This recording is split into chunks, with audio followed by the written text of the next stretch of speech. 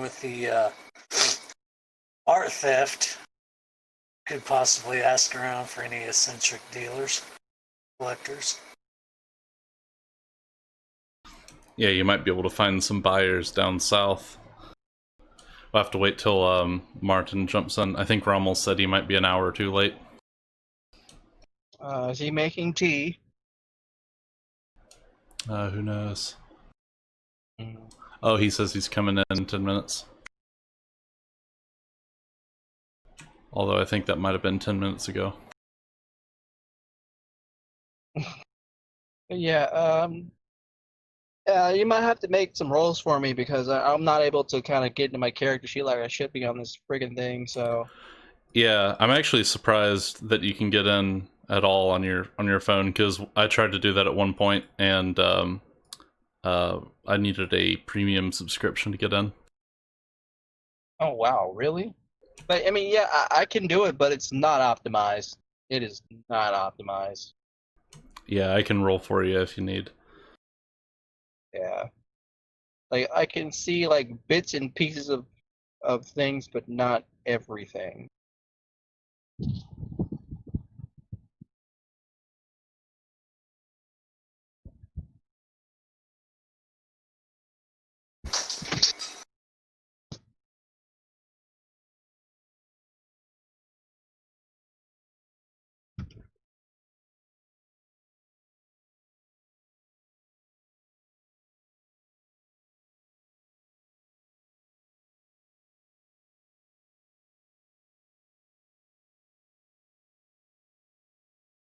But is there anything of at this point that I can do around the base?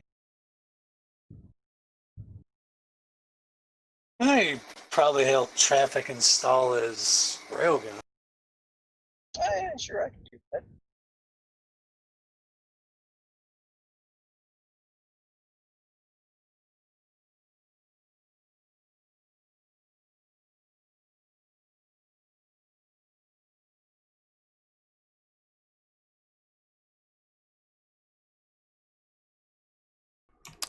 All right.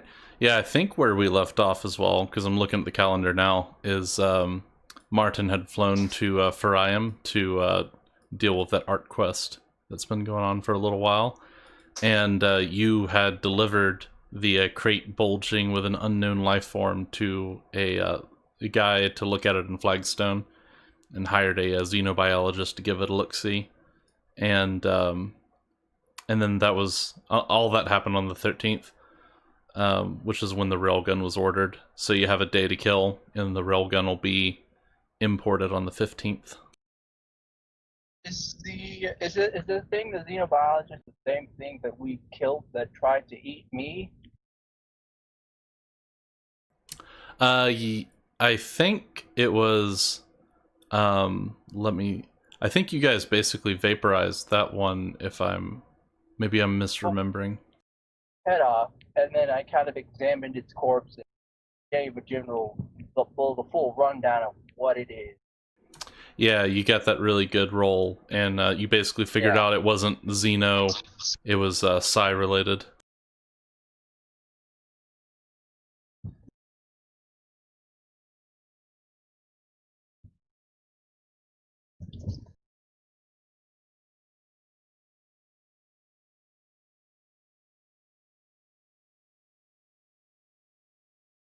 Okay.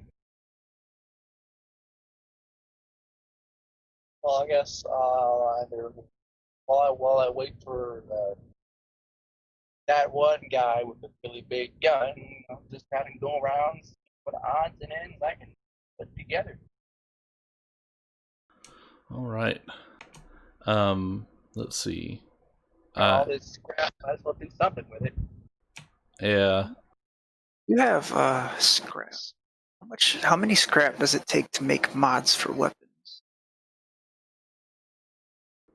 Let me see. I actually have a section on mods. I think it's in the Encyclopedia Galactica. Yep, it's just called mods. I actually I read through the mod system really carefully, and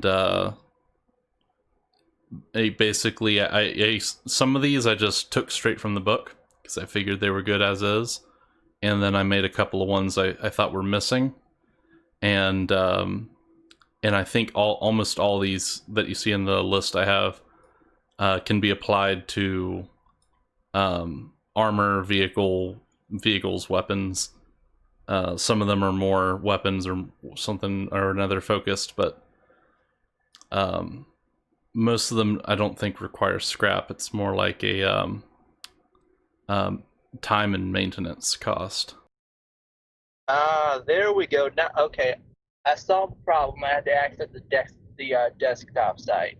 Now I'm able to see everything. Now can I interact with everything? Is the question. You mind if I make a test roll? Yeah, that's fine. Yeah. Okay, I'm gonna do an initiative, I guess, or something. I guess. Let's see.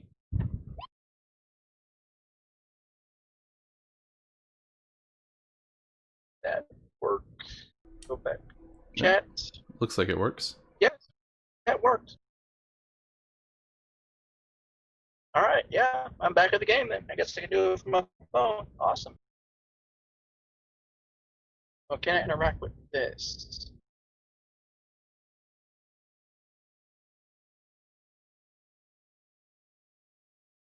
What the fuck is my heal to? Modifier.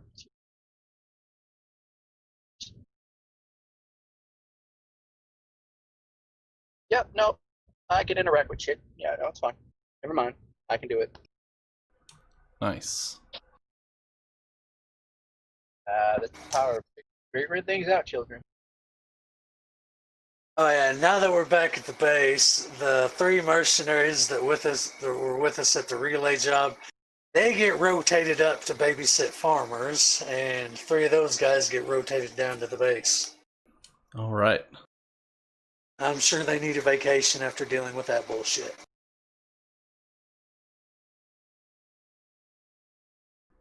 Yeah, and I still need to clean up the personnel handout. I've been just slowly going through some of the handouts that are a complete mess and organizing them. But I'm eventually going to have these guys all sorted into squads, so you can be like, I want to move squad B over to this area, rather than referring to them as those guys at the farmstead. But yeah, you can rotate them out easily.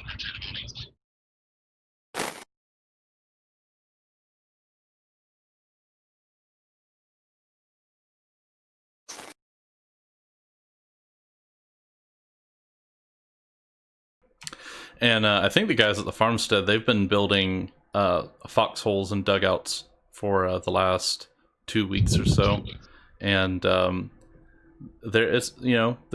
making pretty good progress. Their morale is still fairly high as well.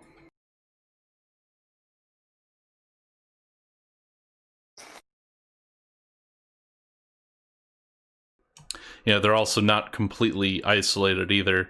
They have a town that they can go to buy stuff if they need it, and recreation and all that. But yeah.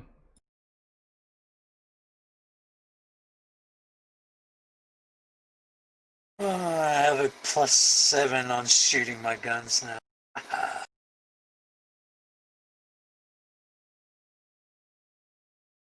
Hello. Oh, how's it going? All right.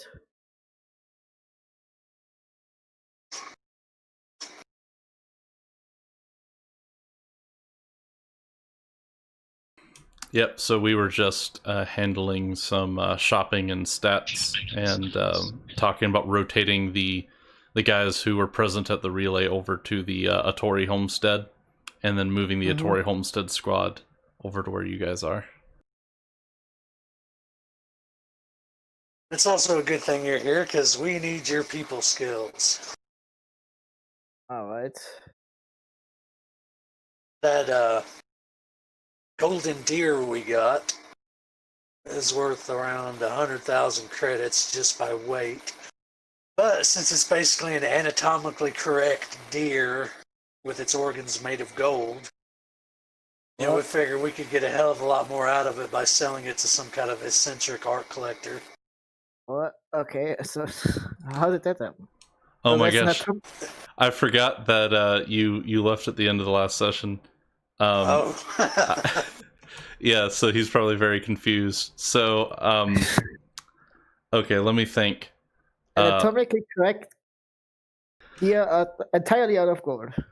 Yeah, okay, so first of all, before I forget, I gave everyone, I think, 4 XP, I think. Is that correct? Ah, Yes. I leveled up. I think so. So that first things first. Second of all,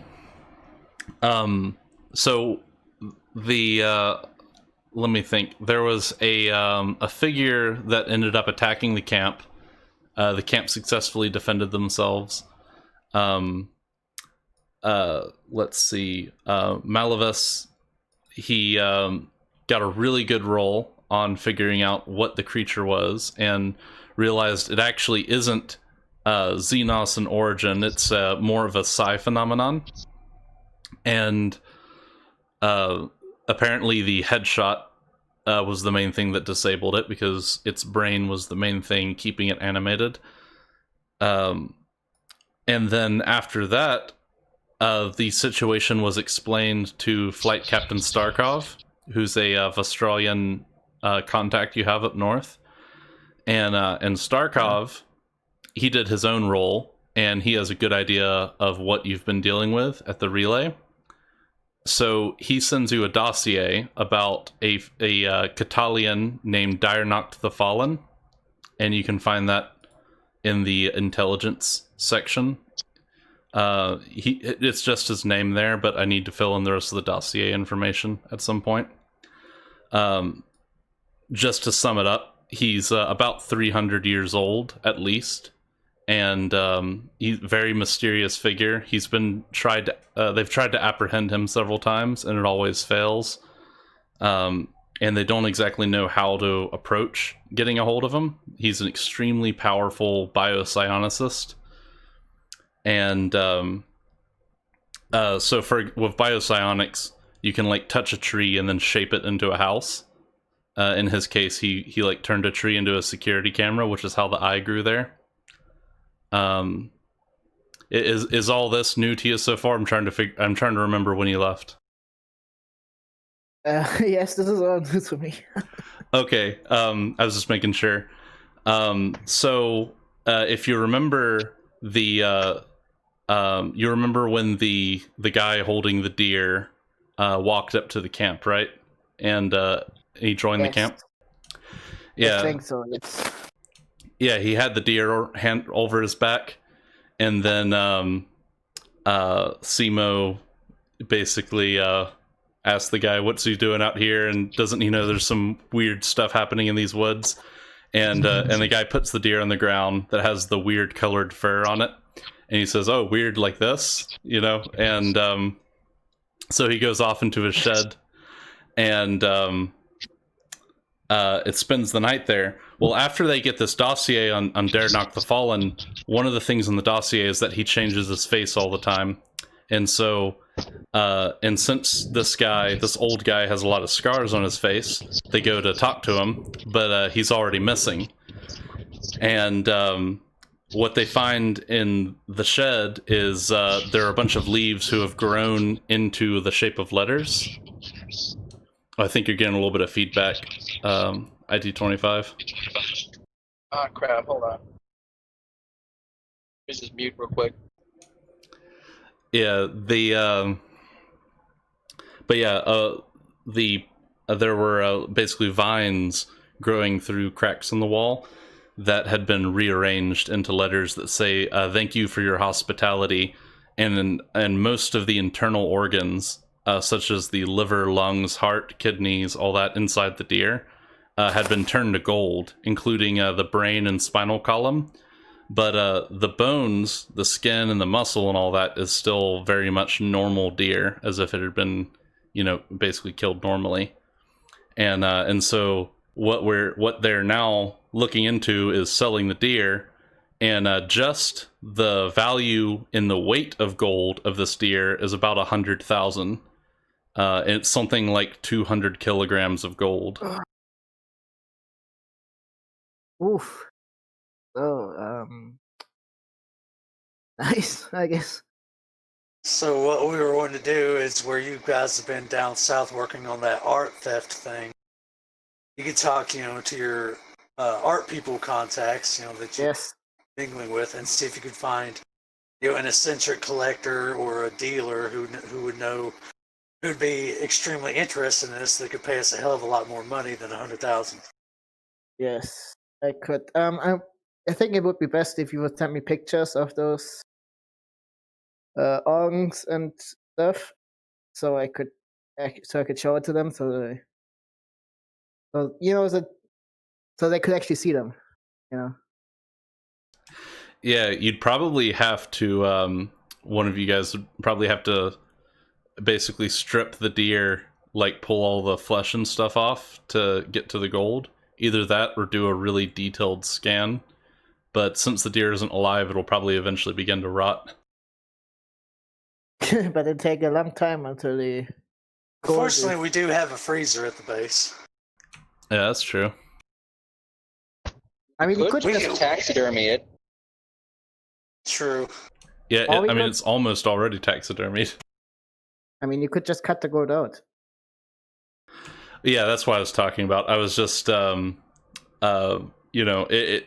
normally when you butcher a deer, you would just make a slit and pull all the organs and stuff out for a start. But in this case, you'd be dealing with really heavy material. So I was just remarking on how you were going to go about this. I mean, the way they found the deer in the first place is two workers were trying to move the deer, and they couldn't move it because it was too heavy, and then they scanned it and found that it was filled with gold. So you haven't even, I don't even think you've actually cut the deer yet. You just know that it's filled with gold from the scans. I think what we'll do is just do a really in-depth, detailed scan. That way, whoever buys it can either, remove the gold if they want, or taxidermy the deer, or basically do whatever they want to with it. Okay. That way, leaves a lot more options open, which would hopefully increase, the buyer pool. Okay. That's also a possibility. But you have to think about the kind of clientele we would be selling this thing to. Would they really want to be bothered with taxidermying it themselves?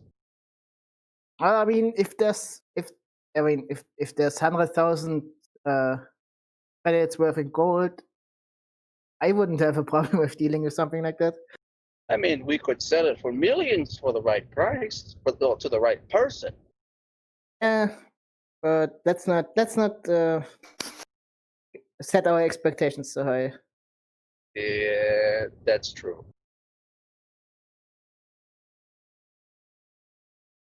By the way, what's the level up part in the rulebook? It's on page 45, I think. It's 45. page 60. It's on page 60. Ah, yes, thank you.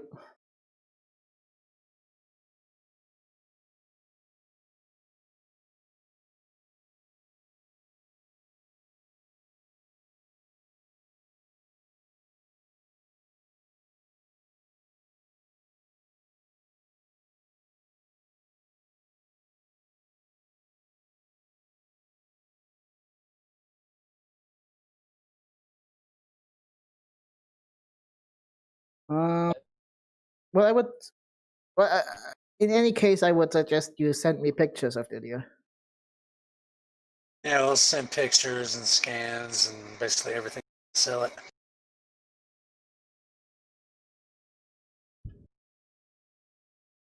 I guess I'll just trundle off and look for something to do until that guy comes back with his drill gun. Yeah, well, there's nothing wrong with passing time. You got many.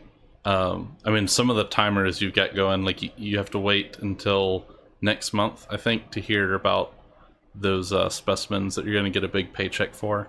And so there's nothing wrong with killing a few days. All right. Well, I guess I can make some snazzy new uniforms for our guys. Can't have them running around without their bling. Yep. Ooh, they need gas masks. Yes.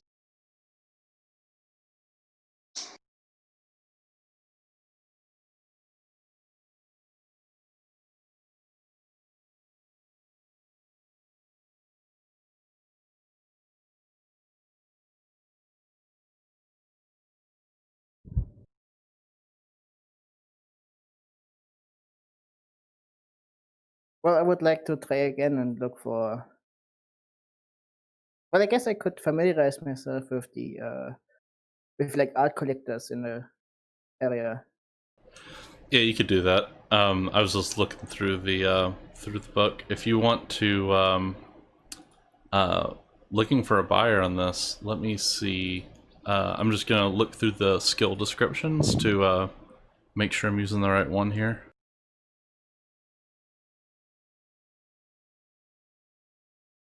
Well, I think I have to finish my level up first before I. Yeah, that'd be a good idea.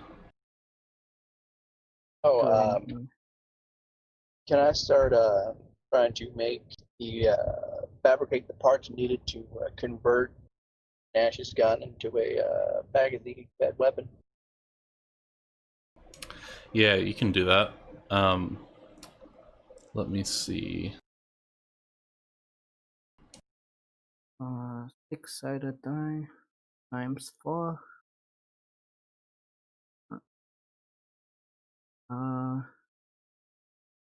D6.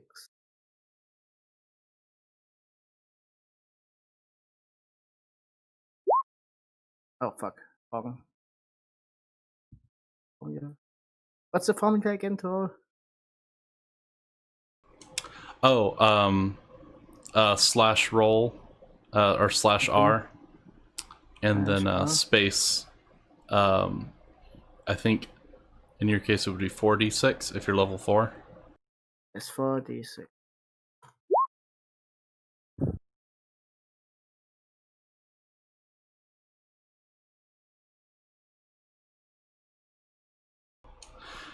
Yeah, I'm just. I remember. I was thinking about doing something about the extended mag mod.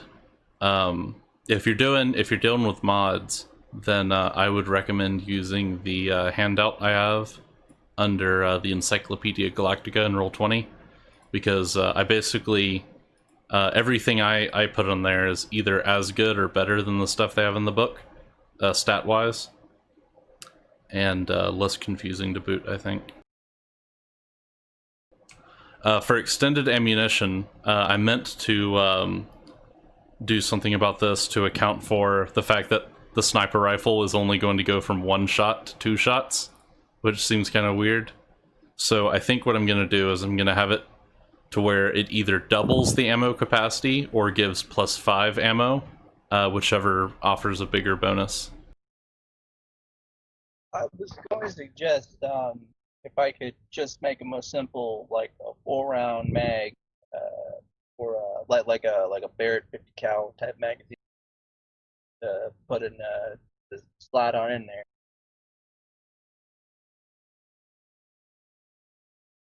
Nothing too crazy, but still pretty. It's a pretty powerful rifle, isn't it?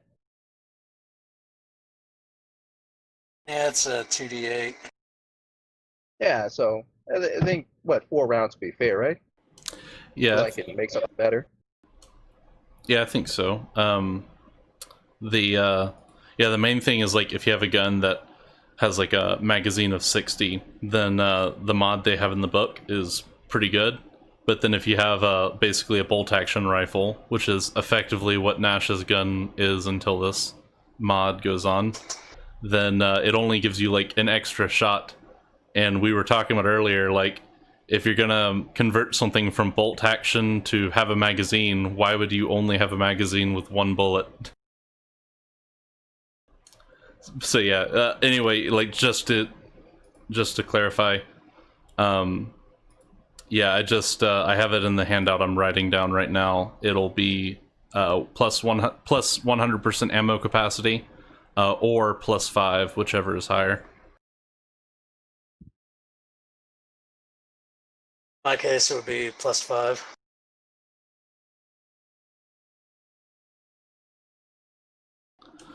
And I don't think that'll cause a problem with any guns they have in the book, but we'll just approach that problem when it gets to it. I mostly just take a common sense approach to it, like, you know, you can't increase the magazine of your bow, for example, you know, if that makes any sense.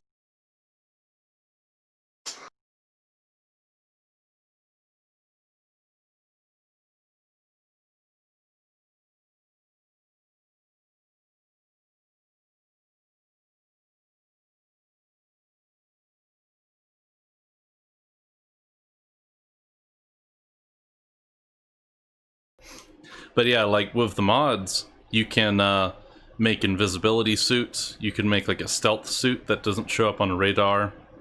You can make guns quieter, and then add on a silencer to make it even quieter. You can make radiation-proof stuff. You can put an auto-injector on your vehicle or armor that'll dose you up on a drug on any condition that you specify. Like, you can do all kinds of stuff with those mods. I was going to say, it's going to be pretty hard to install a magazine on a bow. Yeah.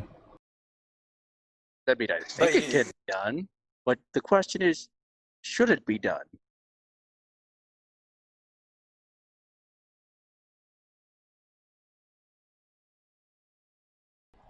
Never ask why, only how. There's one GM that I was listening to said he had a level 7, I think it was a ranger multi-class or something else in Pathfinder, and using the rules in the book, he basically had a shotgun, which it was kind of like an exploit in the rule system, where he had basically a double barrel shotgun with an underbarrel double barrel shotgun with another underbarrel double barrel shotgun, and he estimated a 3% chance of one-shotting a Tarask at level 7.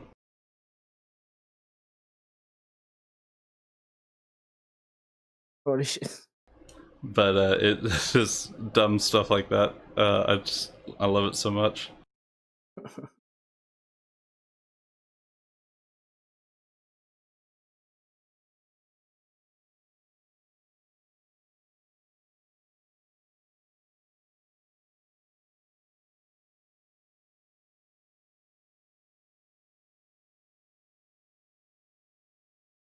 So yeah, I guess hopefully I can make him like a god tier fucking magazine then.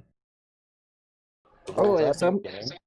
there's something I wanted to ask a long time ago. How many shotgun shells are in a box? Let me see. Depends on the I type of shell, I'd assume. I think you buy bullets in units of 20. Oh, Yep. so there's no differentiation between shotgun shells and like regular bullets? Because I know in like real world, birdshot comes in like a box 25, and buckshot comes in like a box of 5. I think 5.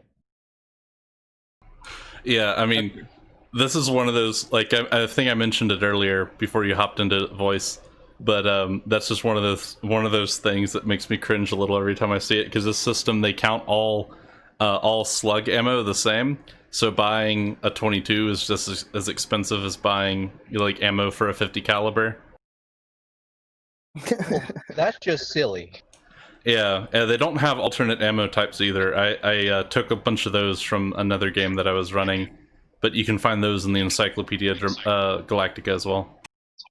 Okay.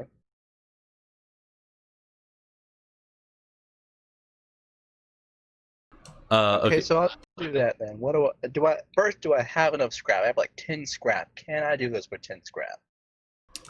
Let me see. I think scrap you can make some you can make certain equipment with scrap. Let me go over to the section. Let me remind myself how this works. Yeah, so this is under the game rules section in Roll20. There's a section that says like regarding crafting, or RE:crafting, and with scrap you can basically throw like a jury-rigged device together, and it actually works the same as an equivalent to that device. So you can make a gas mask, or even like jury-rigged explosives and stuff like that. The downside of the jury-rigged stuff is I believe it requires fixed 0 to maintain. It basically, and if it goes 24 hours without maintenance, it effectively doesn't work. Regarding mods, mods are considered like high quality components. Stuff like underbarrel grenade launchers and smart aim systems, stuff like that, or those would be under mods, I think. For those, you basically have to go to the store and buy pre-made parts, which you then assemble into the thing you're looking to create. Extended ammunition, for example, would cost 500 credits worth of parts. But you could probably assemble it pretty easy with a fixed roll. Okay, because I wasn't sure, but I don't know. If there was any like machining equipment, I was hoping I could just make it myself and circumvent that. But if we don't have that yet, oh yeah, then I guess that's... yeah. Like in the future, you guys could, if you had, you might need 2 workshops to do this in particular. But you could use one. You could take one workshop which refines metals, and you could melt the scrap down, and then you could have a machining workshop which turns it into gun parts. Like, you could do that in the future. You just don't have it where you are right now.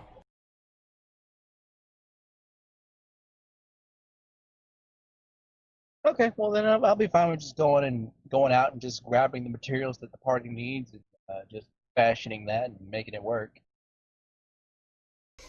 All right. So I guess I'm done with the level up now. Yeah, oh, and before I forget again, did you guys want to dump your 72,000 paycheck and deposit that into the corporate account? Yeah, why not? Yeah.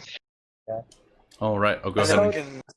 then we can split whatever the deer sells for between us. So the contract with the Artori homesteaders is over now. Oh, that's ongoing as long as you guys want to continue the contract. Okay. And so we're pulling the squad from there back. Oh, you're rotating them. So the guys that were with you at the relay? Yeah. Okay.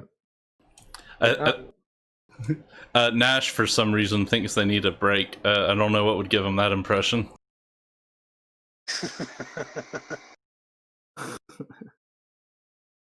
I mean, maybe the same sort of psionic beasts in the forest as well.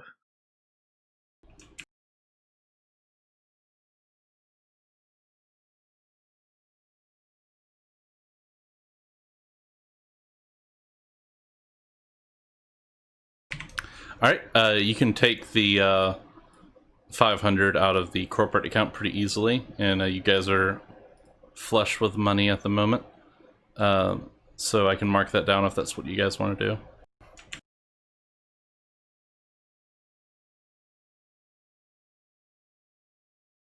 So Yep. I guess I start looking for. I familiarize myself with the art collectors in the area, I guess.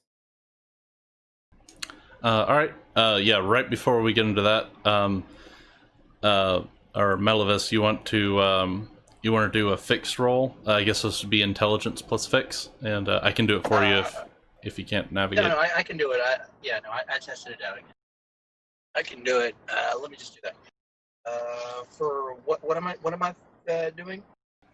This would be a intelligence plus fix. Do you remember how to do that? Yeah.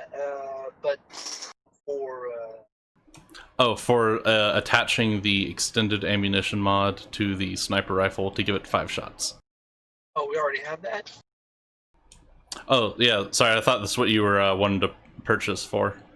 Yeah, no, yeah, that's what I wanted. Yeah, it's just, it's 500 credits, and it's mostly stuff you get from local stores, and you guys are already in Flagstone, so you can just pick that up today. Yeah, no, I'll do that. Just make the roll. If you have the Tinker skill, level 1, mods cost half price. So it only cost me half price to get the mods for my rifle.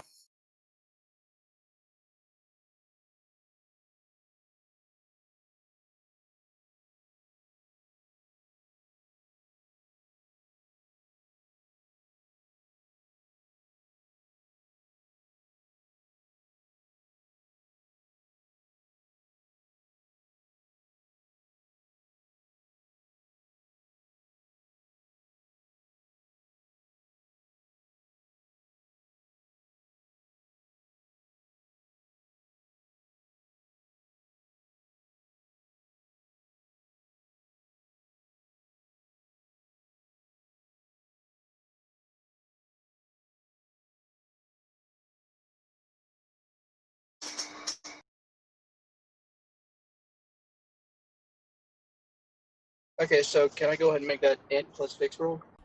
Oh, yeah, sorry, I thought that's what you were working on. Yeah, I know. Go ahead. Oh, okay, yeah, I can do it. I was also flipping through the painting quest notes I have.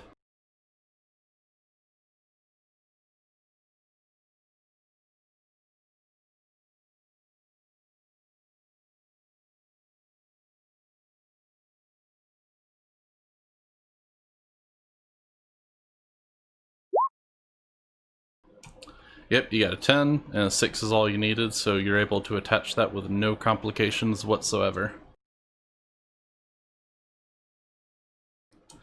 Yeah, and so, yeah, Nash, you can add the extended ammunition mod to your rifle, and that'll give you 5 additional shots, so you should have 6 now.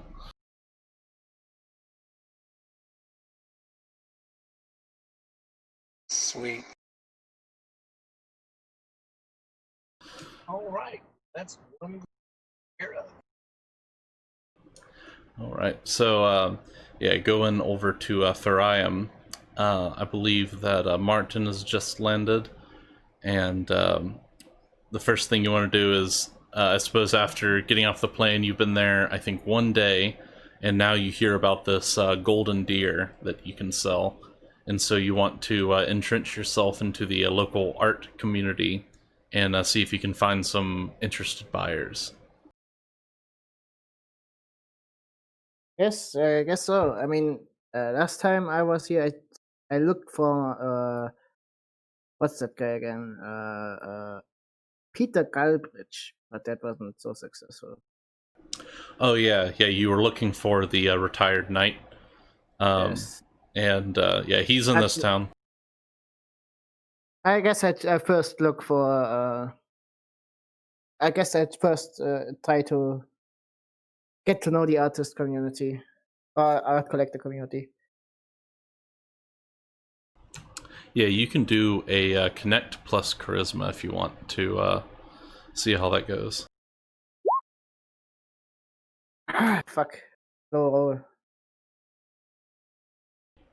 Yeah, I think. Let me double check something real quick.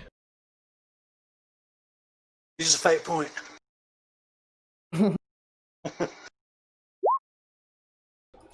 I always click that thing thinking it's not gonna do that, but it always does.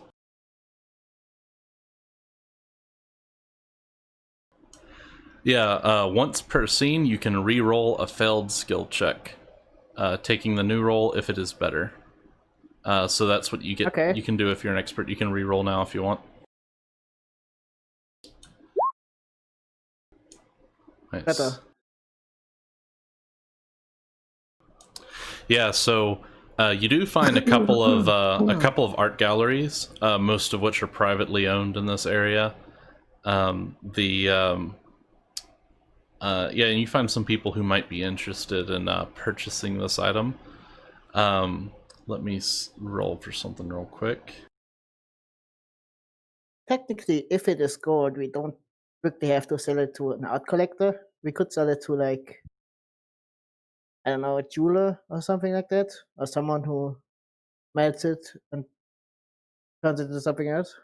Well, they would only buy by weight then if they were going to disassemble it, and we know the weight value. Okay, that's right. I guess it would be more profitable to sell it to an art collector.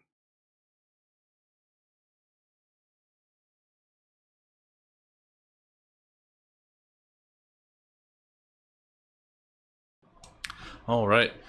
Yeah, yeah, you find some people who you think would be interested in this. Do you want to maybe discuss the item with them and see what they might be willing to buy? Like, Oops, oh yeah, don't worry. yeah, sure. Okay. Yeah, yeah, most people you talk to, they're kind of, they might be willing to pay a little bit higher than normal, but not too much higher. You're thinking like maybe an extra 10K or something on top of the 100, so 110,000. There are some people who would be willing to think about purchasing it for that price in this area that you're currently in. So I described them that this is like a deer with golden organs and stuff like that. Or what? Yeah, like you can try to press the issue a little bit, maybe talk it up some. That would be a probably a talk plus charisma if you want to inform them of the uniqueness of this piece, or use some flowery language to increase the value in their head. Of course. It is. Yeah, it's a deer with anatomically correct golden organs, and the entire thing is currently preserved in our freezer, so that the buyer can choose to display it however they wish, whether they want to taxidermy it or stuff like that.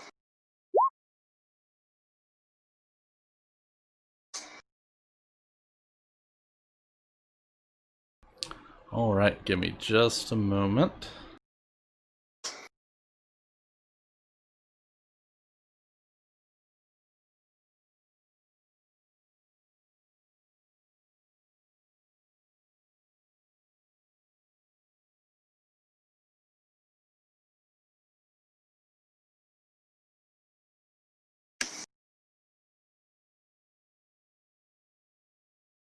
Quick question. What we get for the deer, do you think that'd be enough to acquire a workshop? To do what to the deer? Oh, after we sell it, and acquire a workshop.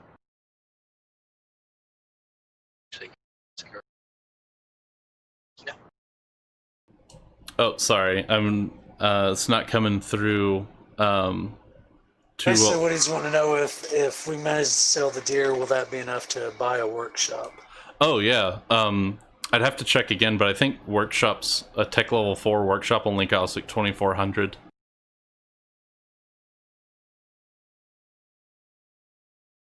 What about a tech level 5? Yeah, I could look that up. Those probably wouldn't even be available where you're at. But Can I construct a tech level 5 workshop with a tech level 4 workshop? yeah, so to give you an idea, a tech level 4 workshop is the kind of technology you'll find aboard most spacefaring civilizations. And a tech level 5 workshop is mostly used to deal with extremely dangerous artifact gear. And to build one where you are, it would a tech level 5 workshop with the materials you guys have on hand would be more like an installation or a small facility. But you might be able to manage it. It would just be it would basically be your equivalent of a space program. But on your adventures, you may find a a portable tech level 5 workshop left over from some other civilization that progressed a little bit farther than where you are now. Okay. Yeah. Power of the party. I would like it. Yeah.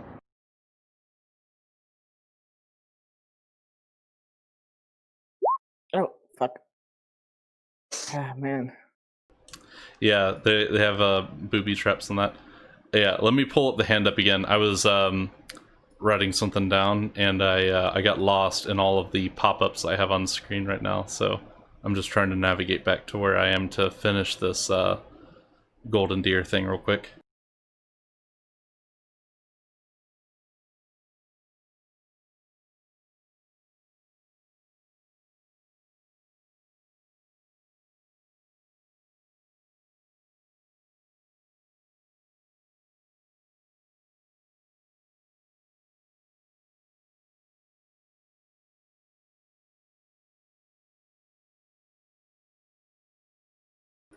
All right. So yeah, Martin, you spend the evening at the art gallery. I believe this is on the 15th, same day that the railgun arrives, and you're not making too much of a headway over the course of the day. There are a lot of people that seem interested in this, and you get a little bit of higher offers, but not anything that's super impressive. And you go home in a few hours, well, to the place you rent anyhow.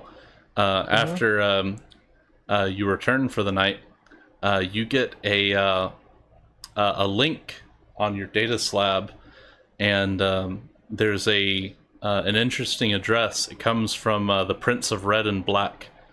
It has that logo over the data slab. And it's an offer for 260,000 credits. Nice. All right. So I just got a link. Like I got. Well, I guess.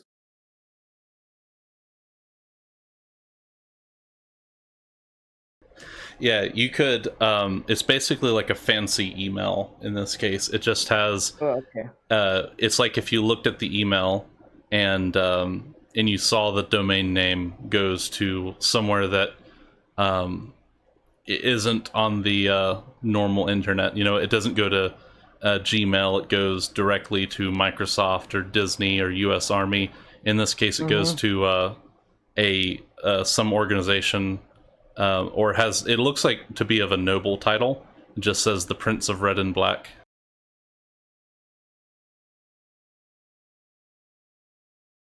Okay. So yeah, and you get that. It's fairly late into the night when you get that message, and the establishment that you're staying at has mostly quieted down for the evening, and you're in the privacy of your upscale chambers. Mm-hmm. So I guess what does it say exactly? Like, is there a meeting point or is there Yeah, it's just a basic offer. It has some of the pictures that you shared. You recognize they you gave exchanged some pictures of people at the art gallery. Some people said they would call you back if they changed their mind or knew of somebody who had a higher offer, and so you figure that's maybe how this person got those pictures. But it has pictures of the deer, the scanning information, everything like that, and then it just has my offer 260,000. And you have the ability to respond if you wish, but that's all the message says. well, I guess I ask if we could meet and discuss this in person. All right, yeah, you send that message, and yeah, there's not an immediate reply. It's not clear where this individual is, so you could wait a little while and see if there's a time delay, or you could do something else immediately if you wish.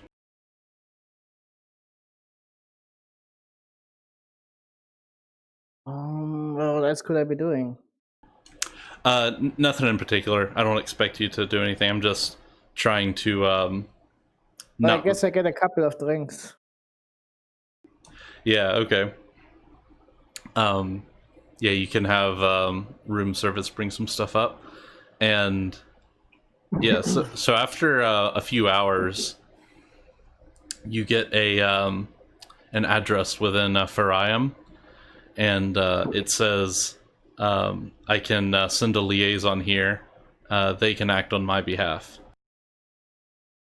So to my hotel room, or It's a public place in Fariam. It Okay. looks to be a public historical landmark. Some type of large statue is in the picture, but you can see the address as well. Well, I guess I accept. All right.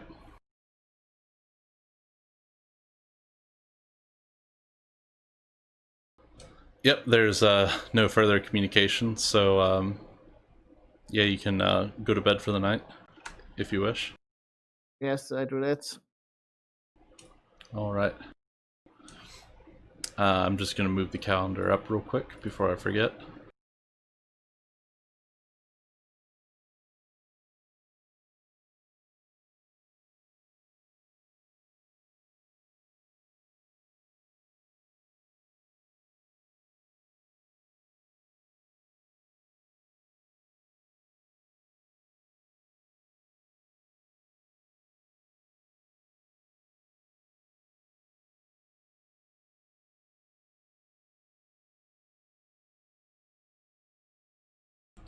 All right. So yeah, you wake up the next day, and now it's the 16th, and you want to go out and meet with them sometime in the early morning at the specified time, I assume. Yes. All right. Yeah. But before I go there, I would like to check out the area a bit. Yeah, you can show up a little early if you want. Yes, and I would like to just check if there's a possibility for a trap, an ambush, or something like that. Yeah. Yeah, there's a local garrison center nearby. So it looks to be an old school building that's been converted into a barracks with a large training yard, and so you can hear people drilling in the back over there. And other than that, the street looks like it's been newly paved, and it's one of the nicer looking parts of town. Keeping in mind that Fariam is surrounded by a lot of slums, since they currently have a housing issue with too many people moving to the city. But yeah, there doesn't appear to be anything off, but you can investigate the area more closely with an intelligence plus notice if you wish. Good thing I leveled it up in the level up.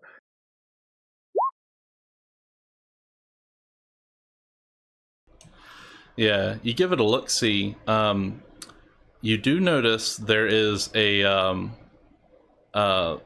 almost miss it, but there's a remarkable lack of digital security in this area. Whereas most of the rest of the city is wired up pretty tightly, it looks like this area has been neglected. There are no security cameras or listening devices or smell sensors to detect explosives. So you do notice that much, but it seems to be an old, like a historical district. So that may be one explanation for this. Okay. Well, I guess I wait for the buyer then. Or for his representative or whatever. All right. Yeah. You wait for a little while, and then it looks like a ground car turns the corner and pulls on the street past you, and then individual steps out and walks towards you, and immediately holds out his hand to shake and says, "I was told to meet an individual here about an interesting art piece." Yes, I take his hand and I introduce myself. I am Martin Stavry. Yeah. Yeah, he says, "Yes, I am a Mr. Riche, you may call me." All right. Hello, Mr. Rish. I assume you already saw the pictures of this artwork. Yes, I'm aware of the piece in question, and I was told ahead of time that you seem to be happy with the sum of 260,000 credits. One of the things I would like to discuss if there was room upwards for the sum. Yeah, go ahead and do let's see, I guess it would be a talk plus charisma. Okay. Don't fail me now. Oh, nice. When it's about money, the dice just work. Yeah. Yeah, so normally he seems to be pretty set in his position in the beginning, but you managed to twist his arm a bit, talk up the value of the piece a little bit more, even more so than you did at the art gallery, and Perhaps I could mention a bit how this was retrieved, like how our brave men almost sacrificed their life for it. And Yeah. you can guarantee it's a one of a kind. And it's a one of a kind, yes. Yeah, yeah, you managed to, he seems pretty, actually a little bit shaken up by the way, sort of your dominance of the conversation. And he excuses himself for a moment and he returns to the car. The car has heavily tinted windows. You can't see anything that's going on inside of it. And you do notice the car, once it turns the corner, you can see it from a slightly different angle. And you see it looks to be outfitted for combat. It kind of passes for a civilian car, but the tires seem a little bit too heavy. And the ground it's on, even though it's cobbled stone, the pavement looks like it's or the flagstones look like they're sort of tilting under the weight of the car. So you notice that as you have time to look around while you're waiting for this guy to return. And eventually, after about 5-10 minutes or so, he steps out of the car and he says, my client is willing to offer you up to 350,000 credits for this piece, but I cannot afford to go any higher than this, even for such a remarkable piece as this. That sounds like a deal. I smile and I say that sounds like an acceptable offer, and I extend my hand so he can shake on it. Yep, he shakes your hand. It's a pleasure doing business with you. And oh, by the way, where should we bring the artwork? I have an escrow service that I can have access to in Flagstone. That is where the piece is, as I understand. Is it in Flex Zone, guys? Yep. Yeah, it's in the place. Yes, it's there. Okay. Yeah. Yes. Yes, it is in Flex Zone. Yeah. So the transaction will take place in Flex Zone then. Yes, I will send people to pick it up at an address, or you may drop it off at your discretion. Well, I think it would be alright if your men would pick it up. Yep, he nods. You receive a message on your data slab. It's just contact from an escrow service, the kind of thing that you're used to with large transactions such as this. It's a neutral party that oversees the transaction. So as soon as the deer is received, you're guaranteed to receive your payment. All right. Sounds perfect. All right. So I take the meeting as concluded. Yeah, you handle out some or bang out some small paperwork regarding these transactions, taxes and whatnot, over the course of the next 30 minutes or so. And then, unless you have any other question to ask him, then your business is concluded. I know I'm not there, but I have a question. What was that? I could barely hear you. Hold on. It's 350, yes. It sounds like he's in a car, but I choose to believe he's re-entering the atmosphere. Yes. I am re-entering the atmosphere, yes. But I do have a question. He's on SpaceX. Yeah, what's your question? Can I roll to find a loophole to avoid paying the tax? Do that as well.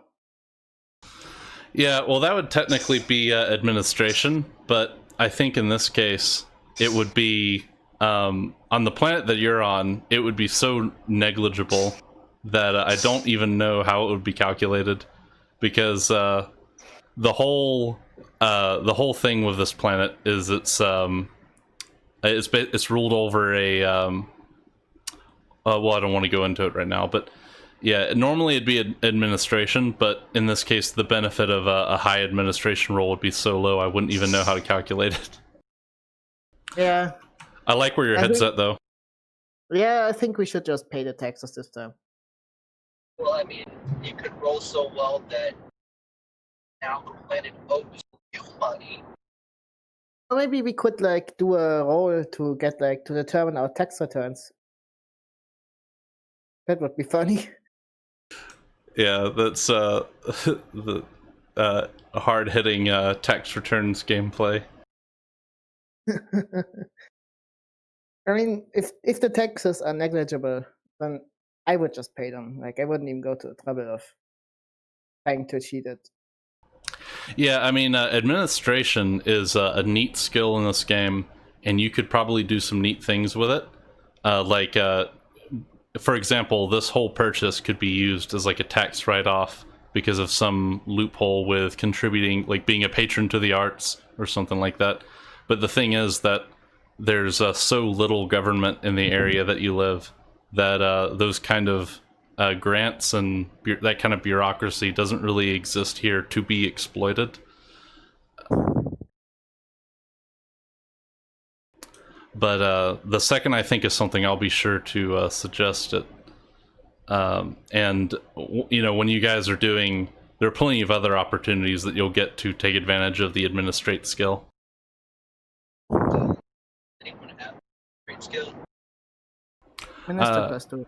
I think that Aloysia does, because he made like a politician character. Yeah. Okay, because I was going to be like, well, there's red meat going, spiking into combat. I might as well get it and take up administration along the way. So you're taking administration as well? No, if you already have it, I'm just going to start investing in shooting. Yeah, I think it would be good to have a character that's good at shooting, because I suck. Yeah, I do. I have a high strength though, but I'm not sure what the hell. Like, I guess pretty heavy weapons, probably what I'm doing.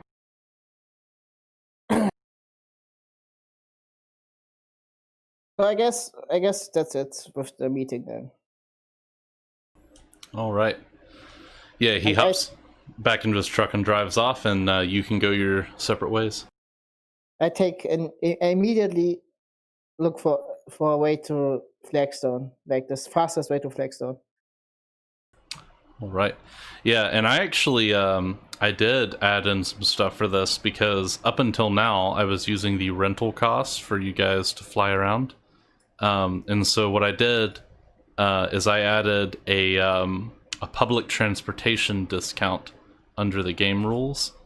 And this isn't stuff that you guys have to keep track of, but this is stuff that I'm managing in the background. And the reason I did that is because if you go by the rental price to get on an airline, then basically it's as if you're paying to charter your own private jet. And so I figured if you're just wanting to get on mass transit, it should cost there should be a discount. So I think I can't remember how much you guys were paying before, but it was up in the hundreds of credits you guys were racking up in transit fees. But under this system, if you want to take an airline from Fariam to Flagstone, it'll just cost you 45 credits. I take it. Yep, you can do that and be there. It'll just take you one day. The downside of the only real downside of the airline is that obviously you can't control, the flight, and it'll take you the whole day basically to organize the travel. But that's not really a concern in this instance. Well, I guess I could afford my own private jet in this sense. I mean, I'm making. I guess I'll be building a gunship then, so we can circumvent that. We need like a luxury gunship. We need like with minibars and shit, and like comfortable passenger seats. Could go for a graph flyer. It's going to cost you a lot, though. Yeah, I didn't even think about this, all the payouts, and I also wasn't. I probably should have, considering how high Martin's social skills are, but I wasn't expecting the deer price to get that high either. But I just handed you guys 432,000 credits, so I probably just made this another shopping episode. Wait, it's 350, right? Not. Yeah, but the payout for the mission. Yeah, yeah. In addition to the 72,000 you got from the mission. Nice. Things are looking up for us. Yep, I just updated the ledger for this new deposit of almost 500,000 credits. So, does this mean I can get a workshop for machining and fabricating complex parts? I don't know, guys. Do you think that IT25 is entitled to 0.01%? Yeah, you could probably buy a workshop. Yes. You could buy it. Noises. You could buy it from your own share of the money. You don't even have to go to company. You have to use the company money. Yes, cutting costs. I like that. Yeah, from the sale of the deer, we each get 70,000 for personal cash. Yes. The money from the mission went into the company account, and the money from selling the deer went into personal. Yes. Well, what you could do is like you could finance the workshop from your own money and then you sell it to Technical Solutions. But that would be retarded.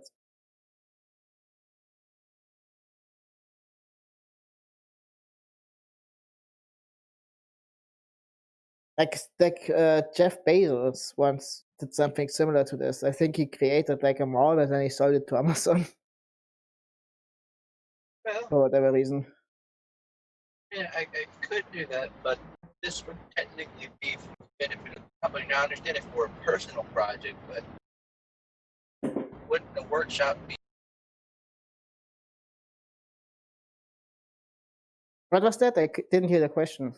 I said, wouldn't a workshop fall under company expenses than personal? I mean, I could buy myself. I wouldn't have a problem with that.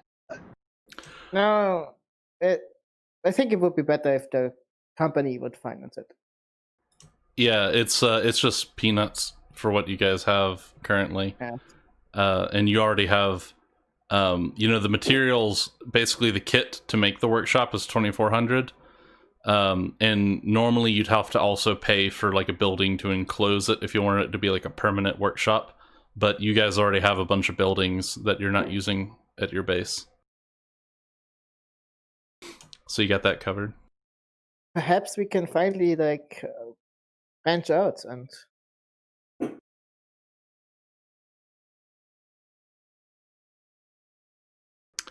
Yeah, I mean, there's always other assets in other places you could buy and maintain. And how much does a starship cost? Like a merchant vessel? let me check real quick to get a ballpark figure.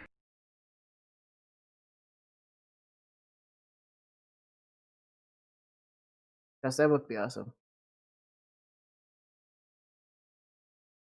If we do get a vessel, I'll just put my workshop up there in space where it's safe-ish.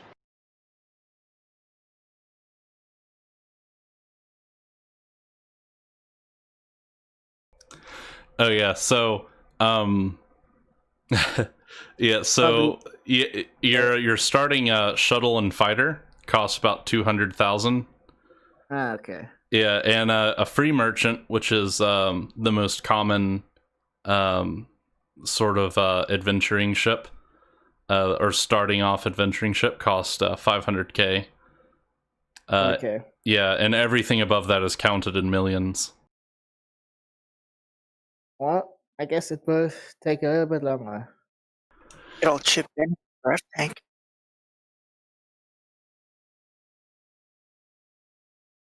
What was that? I didn't hear it. I think you said a grav tank. Yeah, we get all chipped in and get a graft tank. With a T4 workshop, I could just fucking build one. Graft tanks are tech level 5. Oh, well, shit. Yeah, just to give you an idea, if you had a tech, like if you had a grav tank, you could you would be a major threat to any local military group on this planet. Like they would have to deploy strategic assets to deal with you. Okay, well, how much for a tier 5 workshop? Well, Well, like I said earlier, a tier 5 workshop would be like our own space program. like if you have a tier five workshop, you might as well take over the planet at that point. Yeah, tech level 5 workshop. I'd have to look up the specifics, but it would be.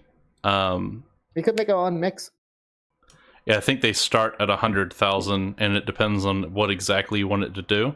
Because most tech level 5 workshops that people own are only used to deal with artifacts.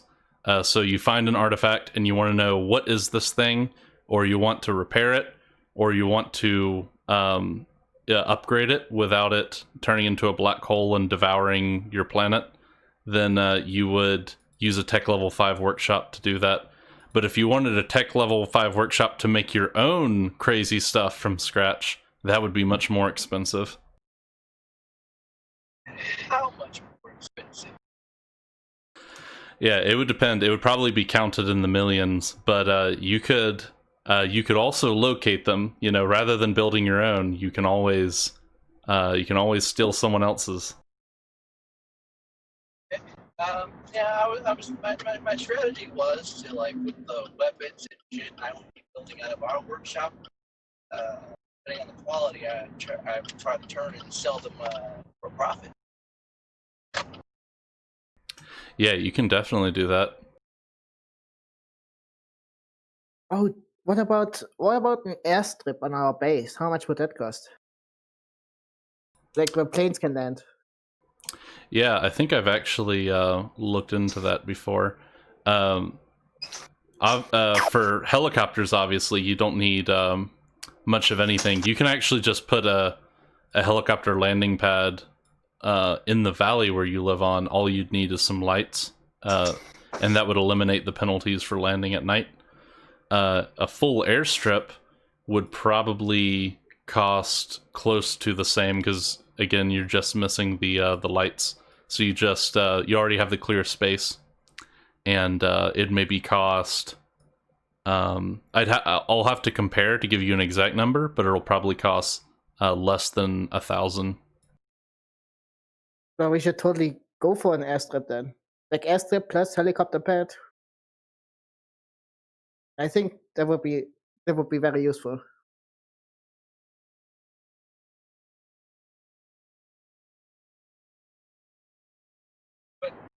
Is this going to be like our home base of operation, permanent base, or we're staying here? It's going to be the planet by which our organization operates from. Well, it's the place where your mech is, so that's the current point of interest at the moment, at least. I was thinking we should maybe think in terms of temporary type structure, just in case you might want to, I don't know, plug off. What was that? I didn't quite understand that. Oh, I was saying that. I think in the wrong place. Yeah, I don't know. I didn't know if it was like our headquarters.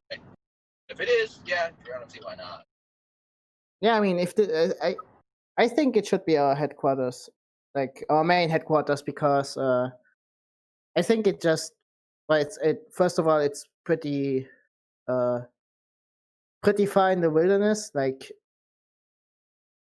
and very few people know where it actually is. And I think we could establish a second base closer to civilization, and that could be like our public main base where we would like send recruits and stuff. And then the original base would be like our James Bond villain hideout.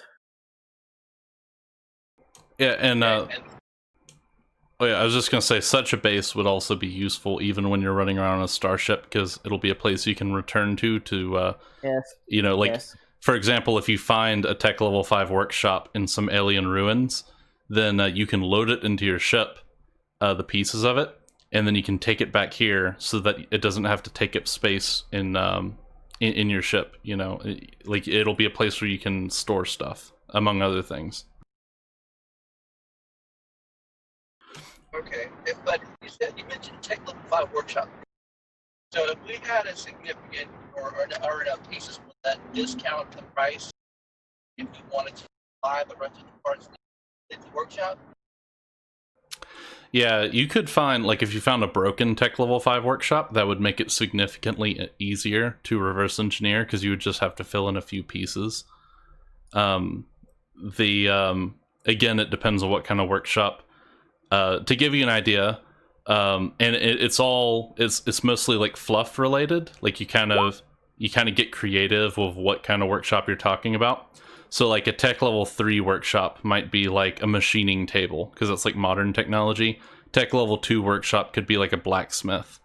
A Tech Level 4 workshop could be basically like a 3D printer that can print everything from food to medical bandages or something like that. Tech Level 5 workshop, it could be, for example, it could be like a vat of gray goo that just assembles incredibly hard materials or incredibly sharp materials. Or they also have psi forges, where psionic people can use their abilities to smith exotic materials from another dimension into metals that basically can't be broken with normal means in the universe. That's the kind of stuff you can do with a Tech Level 5 workbench. Or build a grav tank? Yep, grav tanks are made with those kind of means. Nanotech and psi-tech is used to make grav tanks. Are you telling me that I have to be a psyker to grav tanks? Oh, no. So you can have a psyker who works at a smith that makes exotic materials, but you could also take an animal and uplift it to super intelligence, so you can have like an octopus in a tank or a dolphin in a tank with a gigantic brain that makes all your metal for you. Okay, That's but how would I awesome. even begin to pay it? What are its rights? Fuck that! It has no rights. It's our slave. I mean, we've also already got an insect we believe will grow up and produce metal. Yeah, you literally are almost already doing that same thing, exactly. The question of rights is absolutely useless when it comes to something like See, that. this is the thing. You're talking about rights, but my plan is to get like an animal handling type skill, befriend the bug, and then dealing with it becomes a lot easier. It won't do it out of necessity. It'll do it out of companionship. It'll want to do it. Make it a part of our colony. Yeah. Because right now it's basically tied up being stored in a crate or a big cage designed to hold it. So if we just make it like us, containing it becomes a lot easier, working with it becomes a lot easier. I think you should never get too friendly with psionics, but it's your call.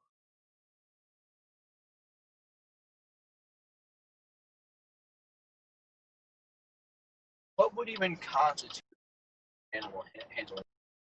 Charisma plus intelligence?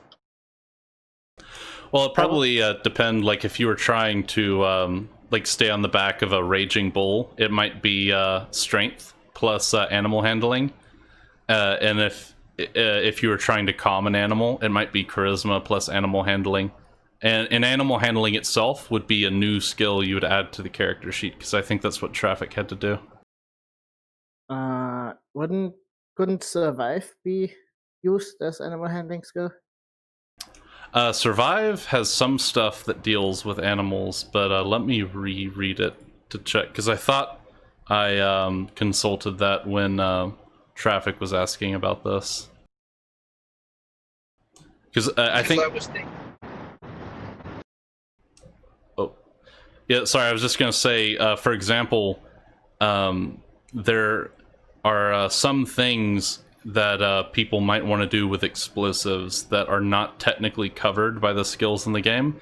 So if you wanted to do those things, you could grab like Chemist or Demolitionist as a skill, add that to your character sheet, and then that's a good argument to say my character can do anything with explosives. And it's the same thing with stuff like animal handling or psychology or whatever super specific thing you want.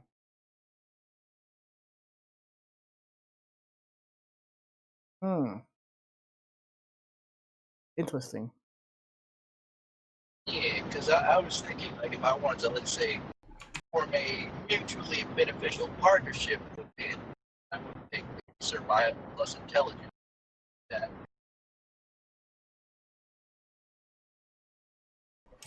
Yeah, so survive, it says obtain the basics of food, water, and shelter in hostile environments, along with avoiding their natural perils.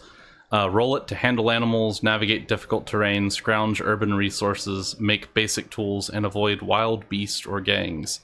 So, if you were wanting to ride a horse, then you could probably go with survive. Plus dex or plus charisma, depending on what you're trying to do with the horse. But if you were trying to take like a wild animal and turn it into a into something tame or manageable, like you want to be like a PhD in animal behaviorism or something like that, then you might choose to add a new skill to your character sheet. Okay.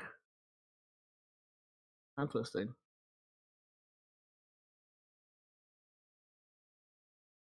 So with the tier 4 workshop, could I, let's say, outfit the party maybe with power armor?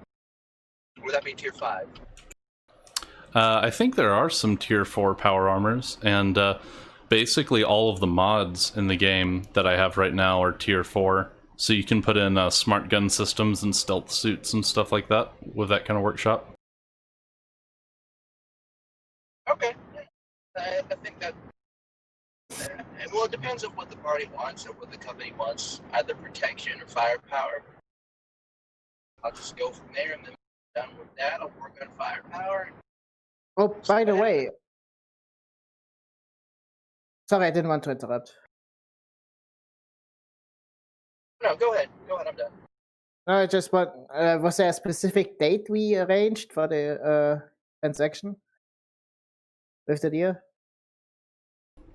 Oh, yeah, it would be the as soon as the escrow service can get into contact with you. So basically, same day, if he shows up to the address.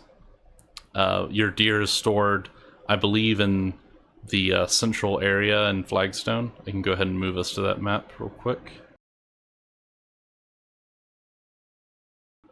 Yeah, so it's a storage district. There are all these warehouses and stuff like that, and that's normally where you guys have stuff whenever you're in town and you store large items around here with your helicopter. Mm-hmm. So yeah, and I went ahead and added the money to the ledger, so the transaction went off without a hitch. So I'm already in Flex Zone and I did all these things necessary. Yep. You'll have arrived in Flagstone by the next day, so you'll be there on the 16th.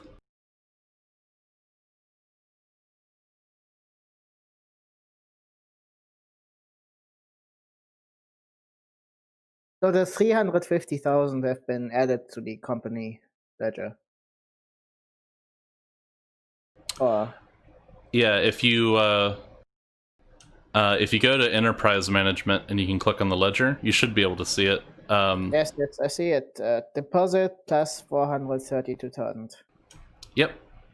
Yeah, and savings is just whatever you had in there last month, and revenue is the money you're expected to make by the end of this month. So do we take the money out again and then split it up? Or do we want to just keep it there?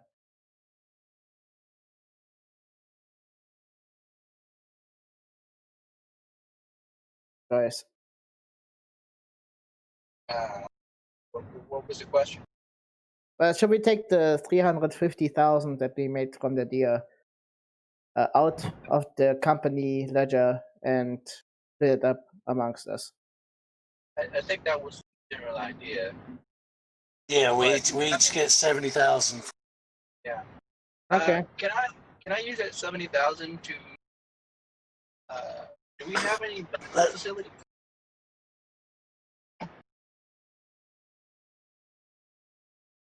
The 70,000 is yours. You can buy whatever you want with it. So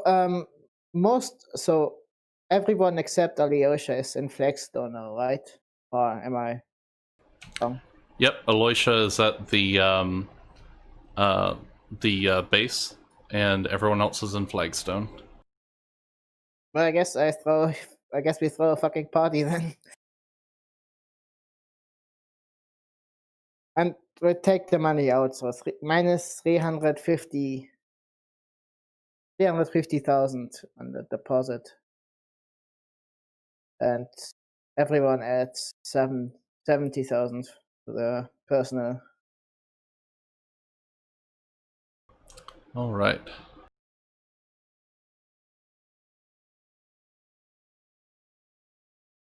So 70,700 credits.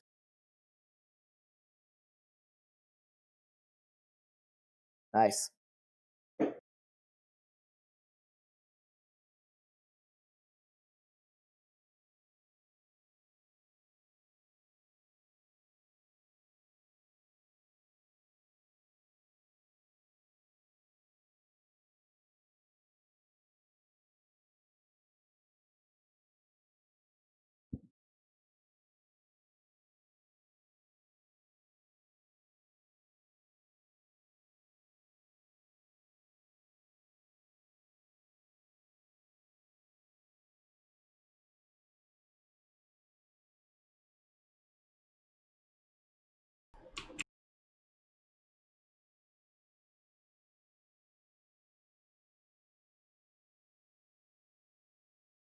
All right, got that taken care of, and yeah. And before I go any further with this, what was the do you have an idea of what type of workshop you're thinking of putting together right now, Mylovis?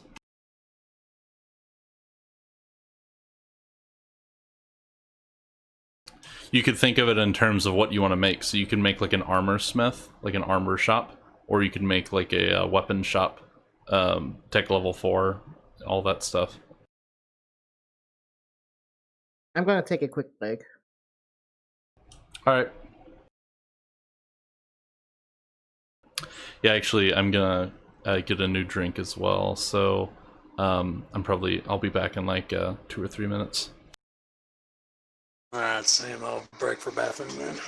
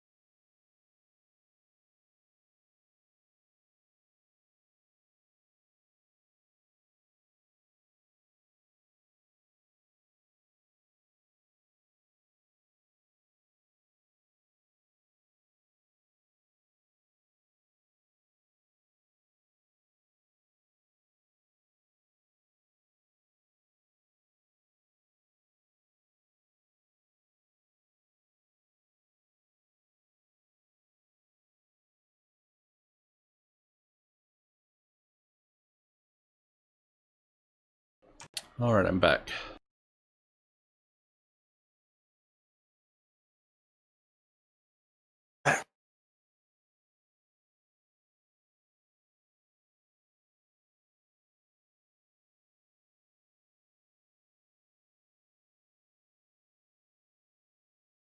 What would I need to start excavating underground?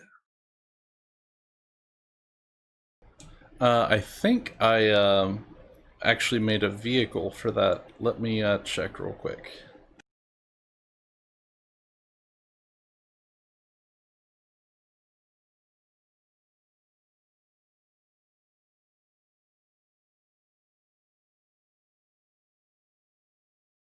Ah, you did.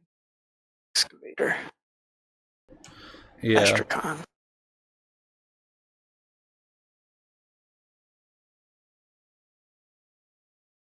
Hello? How's it going?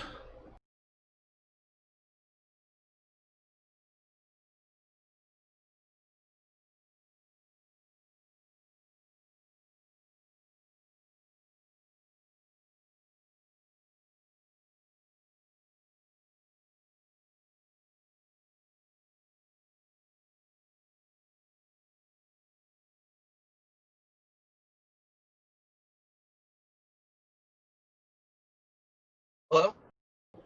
Oh, hey, can you hear me? Yeah. So I got a question. Yep. What do the medical facilities at our base look like? What are they like up there? What can I do?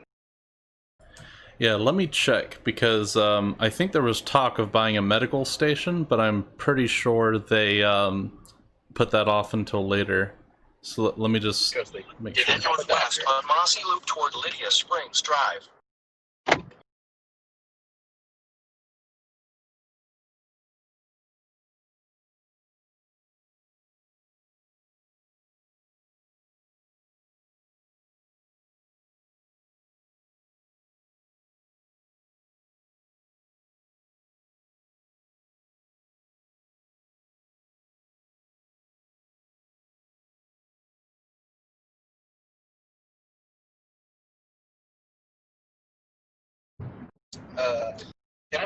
Can I make vehicles with a T4 workshop?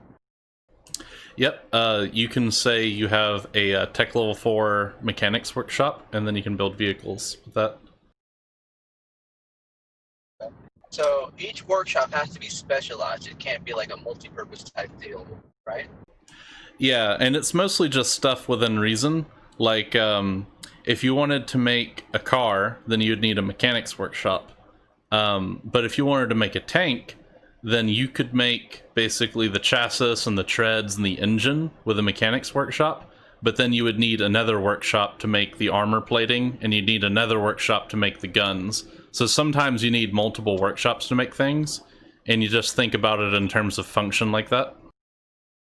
Okay.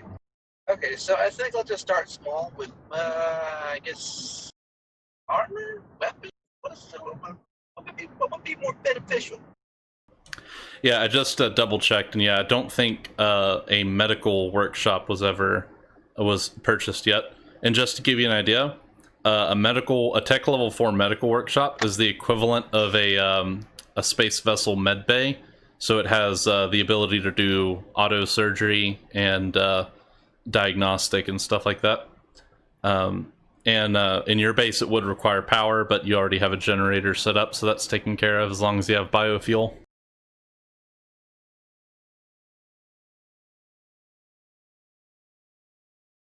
And how much would a T4 and station cost?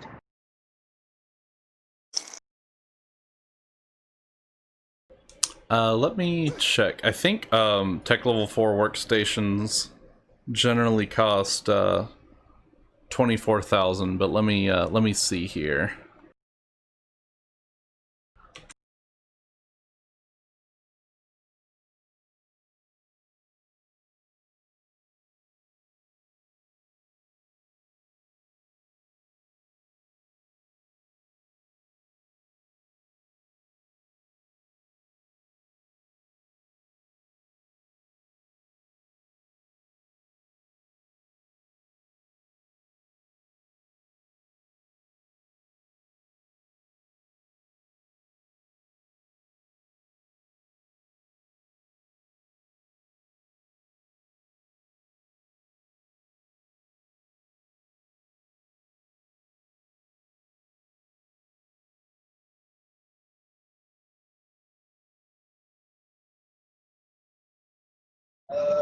But yeah, if the company's willing to take the loss on getting me a tier 4 workshop, I will just go out and buy medbay out of my own personal. I mean, I can make up the losses what I make at that workshop.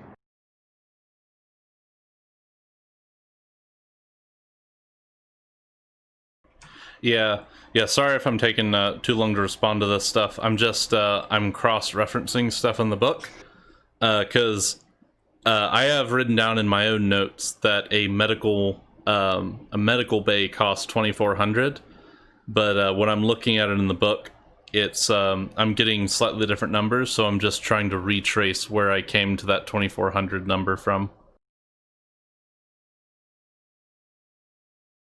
Oh yeah, no worries, no worries.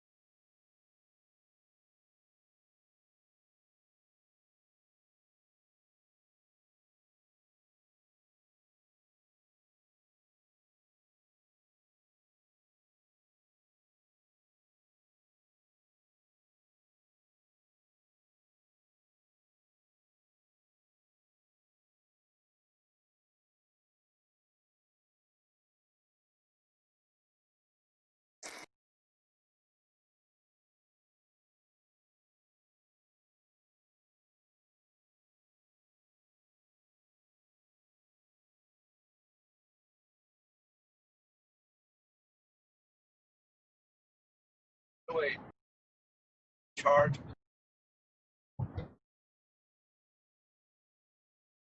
That be you, Nash? What is it? Are you the guy who's like the CEO of the company? You're the head honcho, right? Me and Pete founded it, so it's like a partnership. Okay, so you guys are like the bosses. Well, I guess it'd be pertinent to ask you guys in character what, like, as far as weapons or armor, blow shit up faster or protect it? I would go with armor production. Okay. Starting out, because equipping all our guys with armor, and then you can also maintain it there as well. Yeah, no, that works for I was gonna say Pete's more into vehicles than he is normal weapons, vehicles and mechs. Well, that'll come. That's my next goal. So I was basically thinking like overall supplying, all our soldiers with our combat units.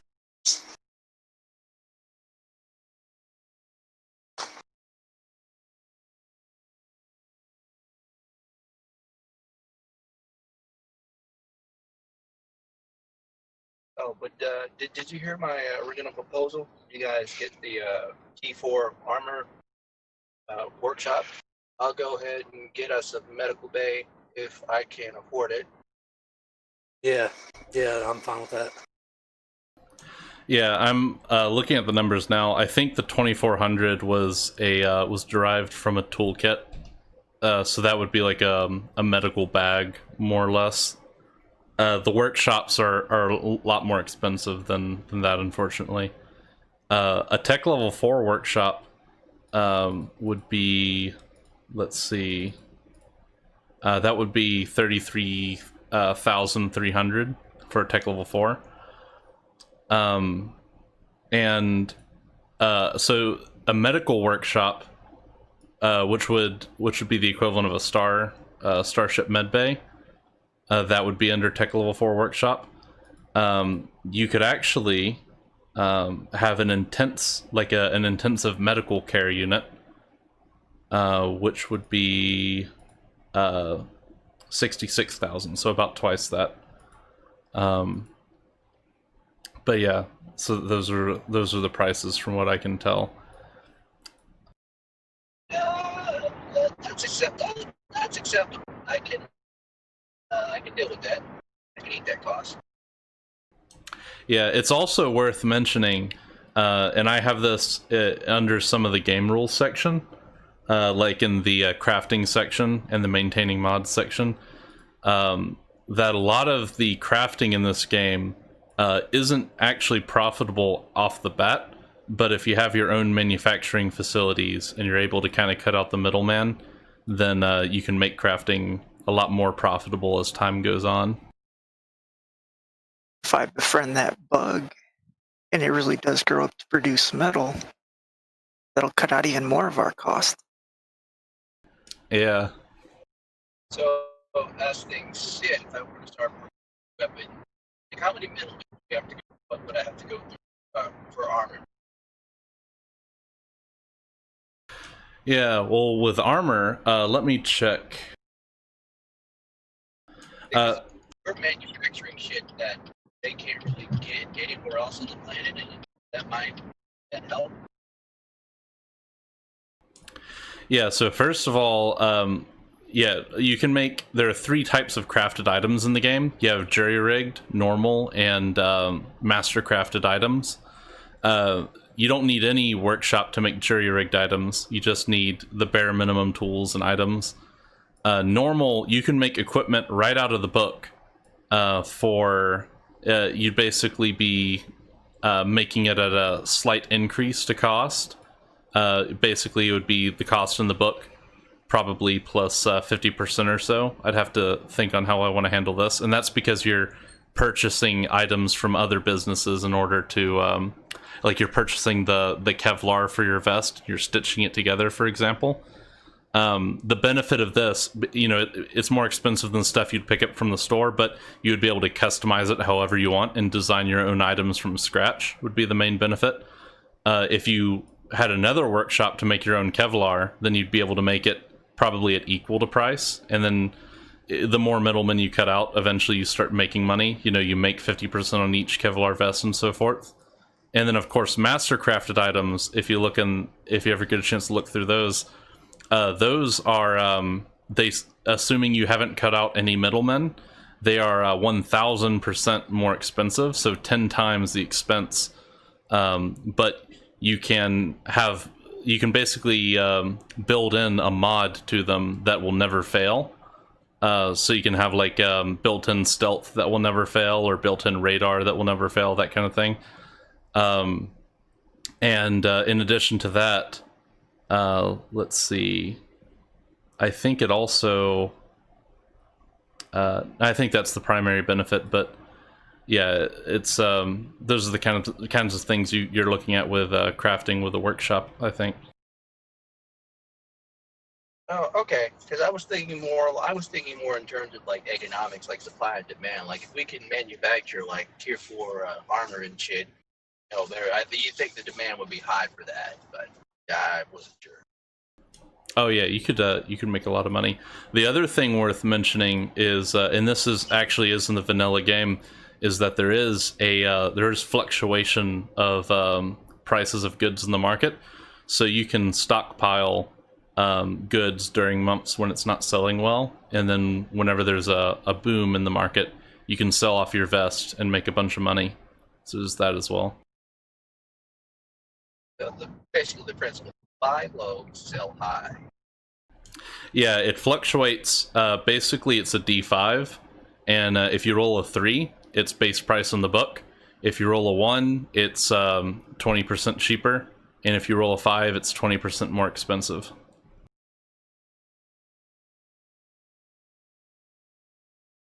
What about harvesting materials? Yeah, you could. So you could basically build a like a mining facility, for example, and that would give you materials. An easier way to do it would be to cut a deal with someone who's mining the materials, like the Atori homesteaders, for example. They're growing mushrooms that are used in pharmaceuticals. So if you built a chemical workshop, like a chem lab, then you could buy materials in bulk off of them at reduced prices and make money that way. Damn, I should have took one chemistry.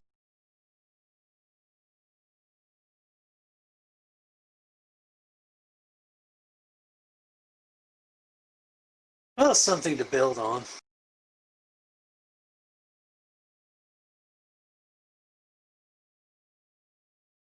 I concur. I'm sitting there looking at all the armors, and with a T4 workshop, we can build all the T4 armors, and that includes one of the power armors.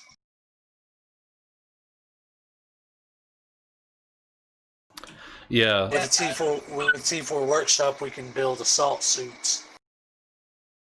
Yeah, so that way we could take over more shit money. Yeah, the primary benefit to look at with crafting seems to be the customization, because if you you can roll to design a blueprint for some armor, and then you could look at some really heavy power armor and some really light power armor, and then make something in between that allows you to move really fast and be better protected, something like that.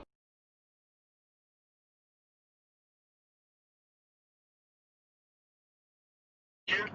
Could I, even though I don't have the workshop, but because due to my intelligence, I fix or know, or however that's calculated, would I be able to start drawing out blueprints for certain power armors and whatnot to be able to do the things people do?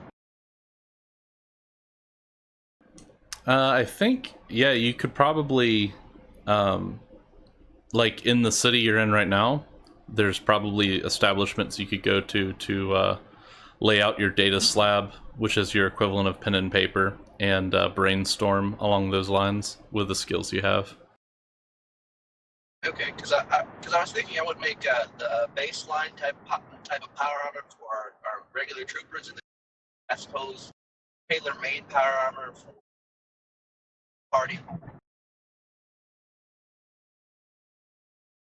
So it would be like two different types, I suppose. Yeah.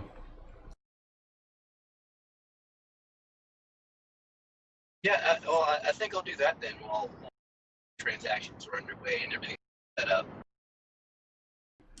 All right, cool. Yeah, let me check the calendar to remind myself where we are in the progression of things.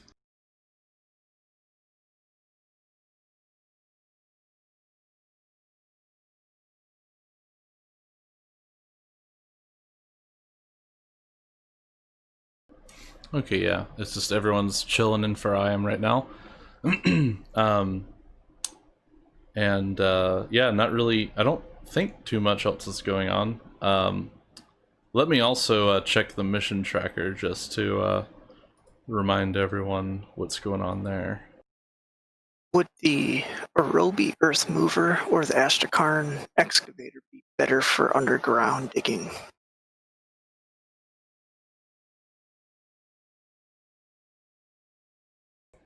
Let me read over them real quick to remind myself.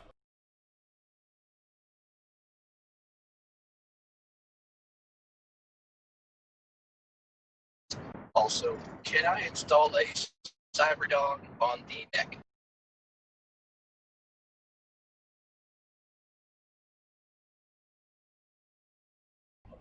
Yeah, you can install Cyberdongs wherever you want, honestly. It's a free planet. Can a mech be made entirely out of Cyberdogs?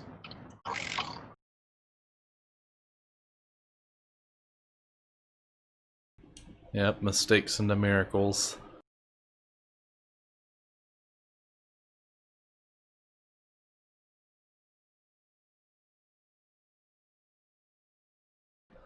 Yeah, I think it might just depend on what kind of underground digging you might want to do. For really fine work, you might actually want some drones to do the digging for you. But if you're wanting to scoop out a gigantic cavern, then I think both the excavator and earth mover would do the job pretty well. The way I imagine these machines is they're shaped to be fairly versatile and work on multiple worlds. So they wouldn't have any problem navigating underground. They're just really big and cumbersome. So unless you're, scraping out a large area, then they should be fine. Or unless you're scraping out like single file hallways and stuff like that, they should be fine.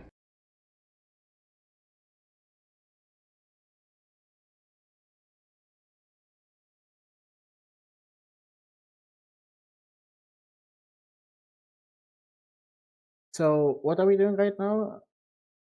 Are we discussing what's how we our underground extension to a base, or I think traffic is trying to get that mech out of the ground. Basically, we're just going to start on the underground garage around it. Am I gonna have to fix that? Nah, I've got fix +1 right now. Okay. Because initially the idea was, instead of bringing the mech above ground, we're just going to dig out a mech hangar and maintenance bay around it and make basically all the big base stuff subterranean. That way we have like an underground base for mechs and eventually tanks and other vehicles and stuff like that, and just like have the above ground base or farming and manufacturing and helipads and all that stuff. It would also be a good idea to keep our manufacturing underground as well.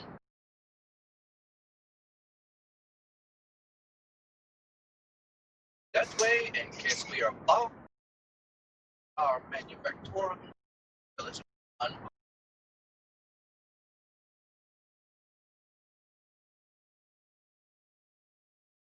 Yeah, that's why I'm looking into getting. I was looking into getting the excavator. Although I'll probably get the Earth Mover instead because it's faster, or I can dig more.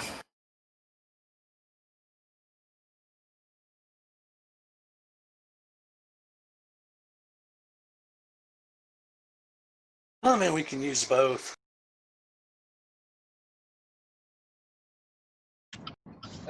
So can I go ahead and go to the drawing board and start working up those blueprints? Yep. The I can go ahead and roll for you if you want a. Let me actually double check the skills to make sure that I'm using the right ones here. I imagine it would be a fix plus intelligence, but I'm just gonna check. I can roll it. Let me just pull it up. Oh, also, I think I've got a token now. So that should also be up there. Oh, nice.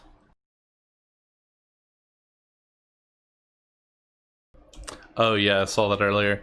It actually roll 20 for whatever reason. It selects whatever largest image is on there as the map thumbnail for me, and so that's how that's the first time I saw it. I was like, I don't remember putting that there. That's a great image.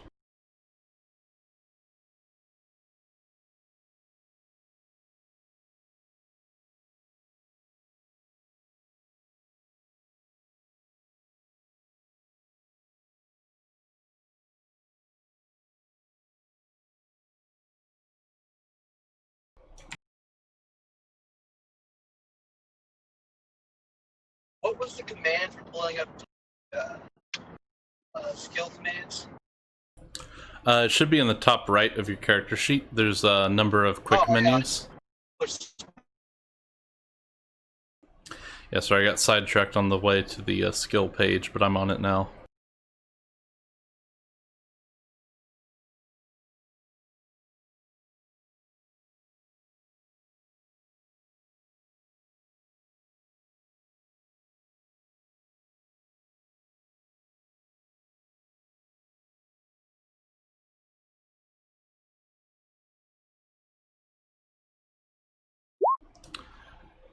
Yeah, it probably would be intelligence plus fix. That looks like it fits the skill pretty well.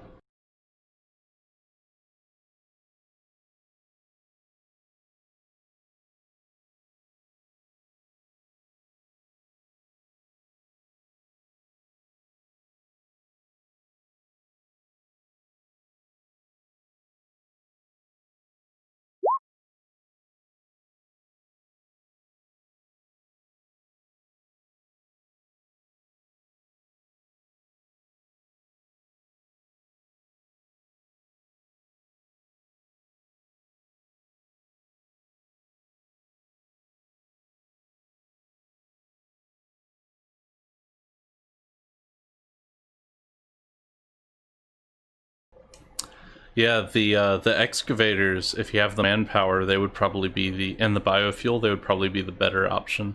But earth movers can also be remote controlled, so you can have them hooked up to a drone network. Like if you look down at the drones, the bumblebees are a type of drone that's designed to work in like a hive formation. So you just leave them alone to do their own thing, and you have a programmer to make sure they don't go haywire. Just stand by. And then you can have like 4,000 or 5,000 of them build whatever you want.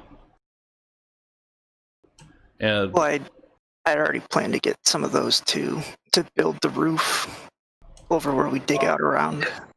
yeah, Because we're gonna need, once we start digging underground, we're gonna need support pillars to be built so that ground just doesn't cave in. Well, I do have a skill and program, so you guys need that. We've also got that, Hacker dude. yeah, that guy on payroll.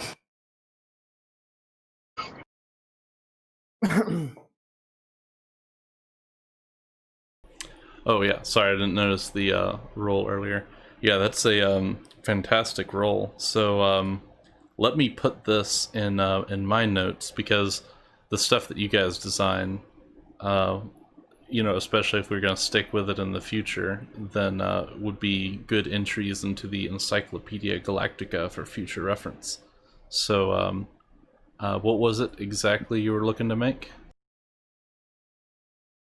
Just a base type power armor for the trooper, and then a more specialized modular variant for party, so they can add their own odds and ends, whatever they want to do with it, things like that. Highly modifiable, whatnot.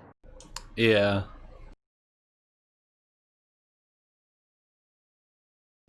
Yeah, so that's a really good roll. So I'm going to look through the power armor they have in the book and see if there's a good direction to take this along those lines. Because modular probably means it'll have additional mod slots. And for the other guys, it might just have an armor bonus or a mobility bonus. But I'm going to see what normal power armor does before I make that call real quick.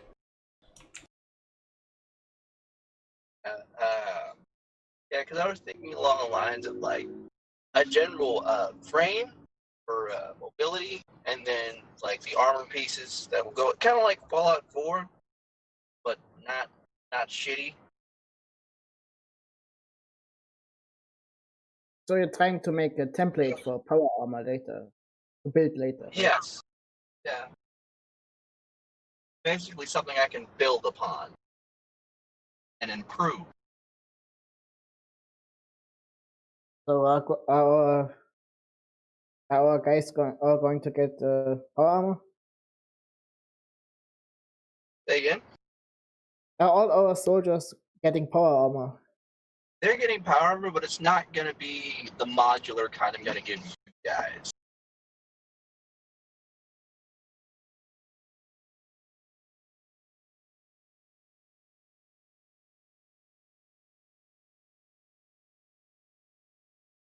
That would increase the combat effectiveness by quite a bit.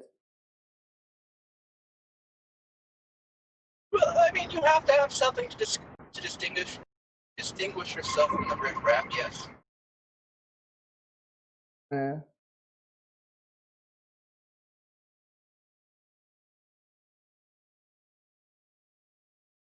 mean, you can equip like squad leaders and lieutenants with this armor, but it's generally meant for officers, whatnot.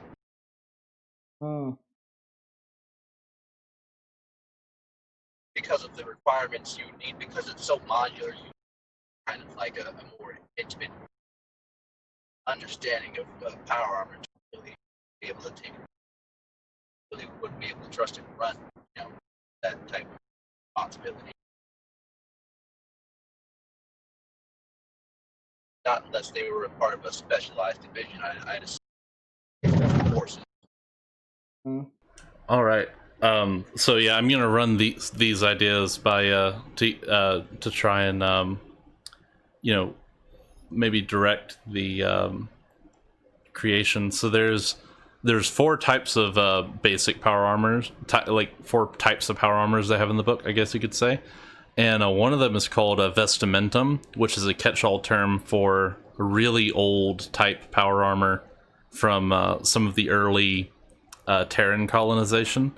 And this is typically unenclosed power armor, so it's not vac sealed. It's more like a exoskeleton that you have like a little bits of exposed pieces, but you're mostly protected.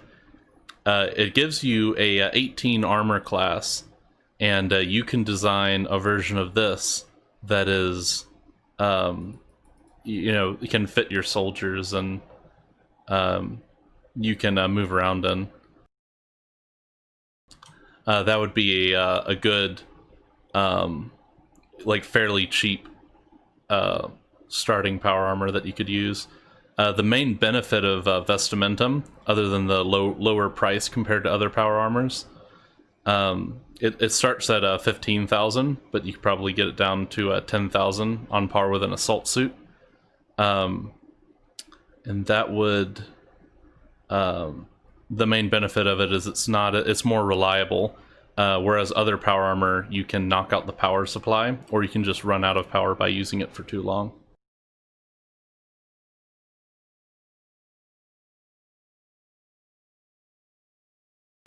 I'm still thinking through ideas myself. I'm just trying to get your thoughts on it, see what kind of thing you want your basic soldiers to be running around in.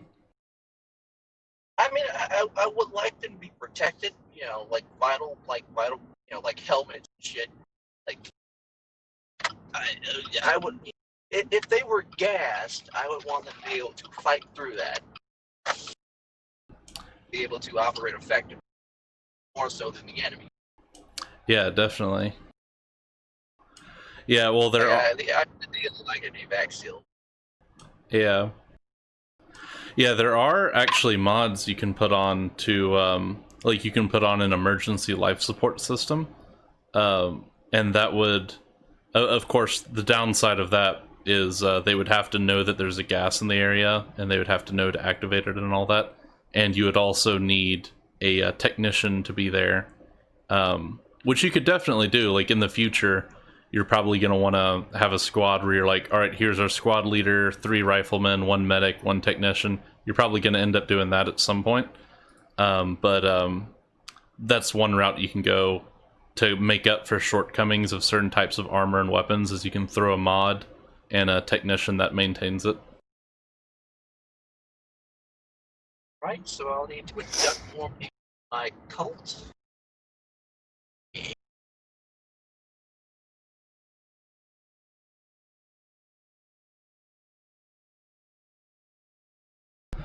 But yeah, maybe to put things more into perspective, the going into the other types of power armor, you have the vestimentum, which is the exoskeleton that fits around you. That's the old school type of power armor, and the most commonly used power armor across the galaxy. Then you have assault suits, which are they're vac sealed. These are the most common space power armor. Most like boarding teams use assault suits, and the main downside of those over the vestimentum is the fact that since they're powered, you can they can. There's I think 24 hours of operation to them, and they use Type B power cells, and the device can also be disabled. For example, if you get hit with an EMP. And you haven't fitted the suit with EMP shielding, then you could end up in a suit that's doing more harm than good. And then you have storm armor, which is like an upgraded version of an assault suit. Whereas the assault suit gives you a huge armor bonus and no movement penalties, the storm armor actually augments your movement, giving you increased strength and increased movement. It's also much more secure as far as vacuum goes, and it also has built-in medical equipment to keep you alive if you start taking damage. And the downside of that, of course, is it's higher tech and way more expensive. And then you have the least common power armor used in the galaxy, which is the Field Emitter Panoply. And that's basically a heavy-duty energy defense system, which basically it says here, heavy-duty pre-tech defense system composed of half a dozen worn emitter nodes that sheath the wearer in a nimbus of close-fitting dampener fields. And so often you don't really even look like you're wearing armor, but you're covered in fields that protect you from all forms of radiation and harmful effects against you.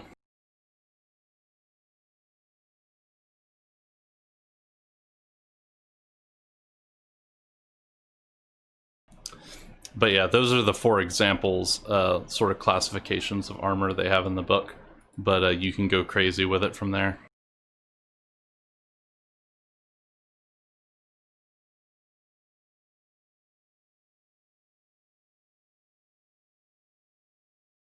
Something you could look into is drone. There's a drone fitting that I forget the exact name of, but it's like an environmental thing where they can draw power from the environment, like solar or thermal stuff, that allows them to operate without using the power cells.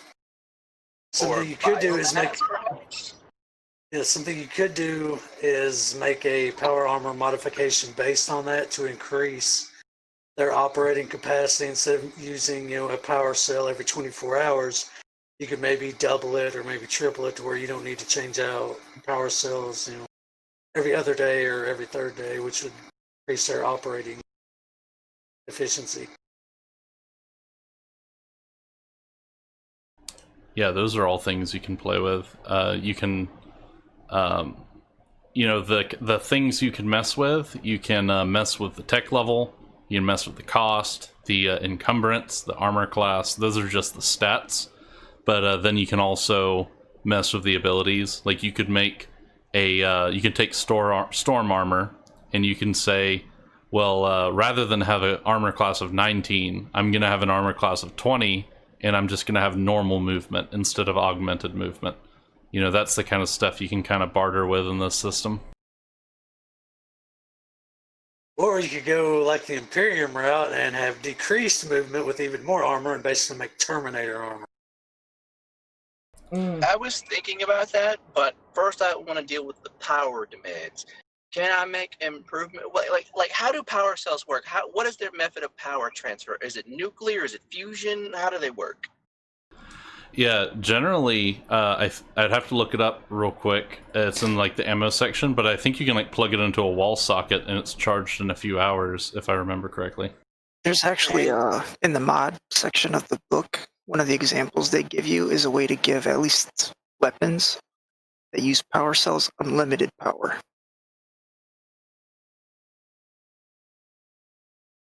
I don't remember what page the mod section in the PDF was, though. If power cells are just like regular batteries, if I can design maybe like a miniature fusion reactor to power the power armor, it would probably do just about the same thing that would. Yeah, that's the kind of thing. Like the way you could think about it mechanically is you could say, I'm going to get rid of the battery system and I'm going to put in a fusion system. In order to do that, you could say, well, I'm going to remove some armor to make room for the fusion, lower the armor class by 1. Or, no, I don't want to get rid of any armor, so I'll just take a movement penalty. That's the kind of stuff you can think on there, whatever you want to prioritize. Yeah.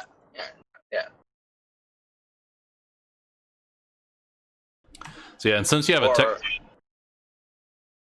Go again?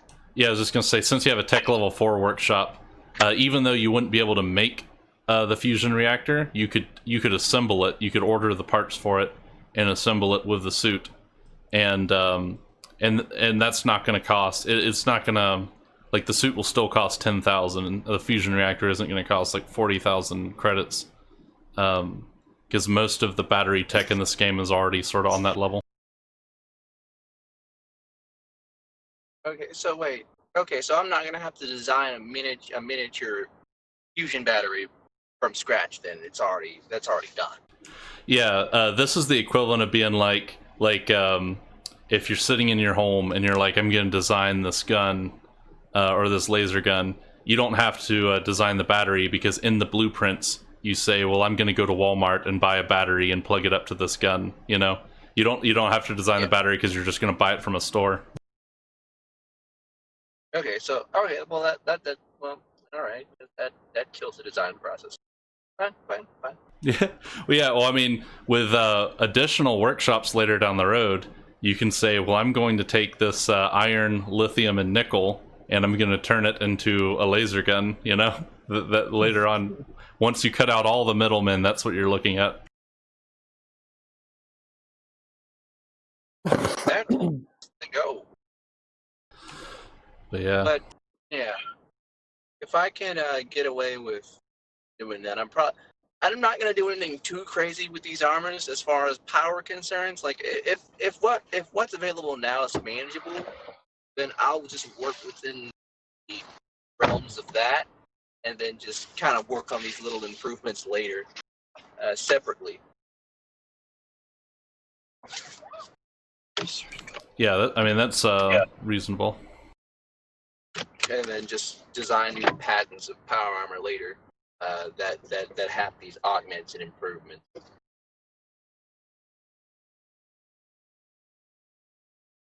So, If I make a suggestion for the power armor, I would suggest that if we had to choose between mobility, energy, and armor, I would choose mobility first, then the energy, then the armor. It's just my own personal opinion, but okay. And is that just for our troops overall, or just for person? in general, I would. In general? Yes, because even with, I think that higher mobility is more advantageous than higher armor, and that if we could both higher mobility and longer lasting batteries, I think that would increase the efficiency of our troops more than just increasing armor. I would go the opposite, because I mean, if you're wanting mobility, then you can wear non-powered armor for that. But I mean, one of the whole points of power armor is the armor. But I'm thinking he wants a hybrid of the two. I don't think he wants like full blown. I think like I don't want to be our soldiers to be defensive, but I just think that in the grand, I just think that mobility gives a greater tactical and strategic advantage than armor. I would agree, but we could there are workarounds to that. We could also have squads of unarmored troopers to assist and keep people from flanking them and provide covering fire for our power armor retreat.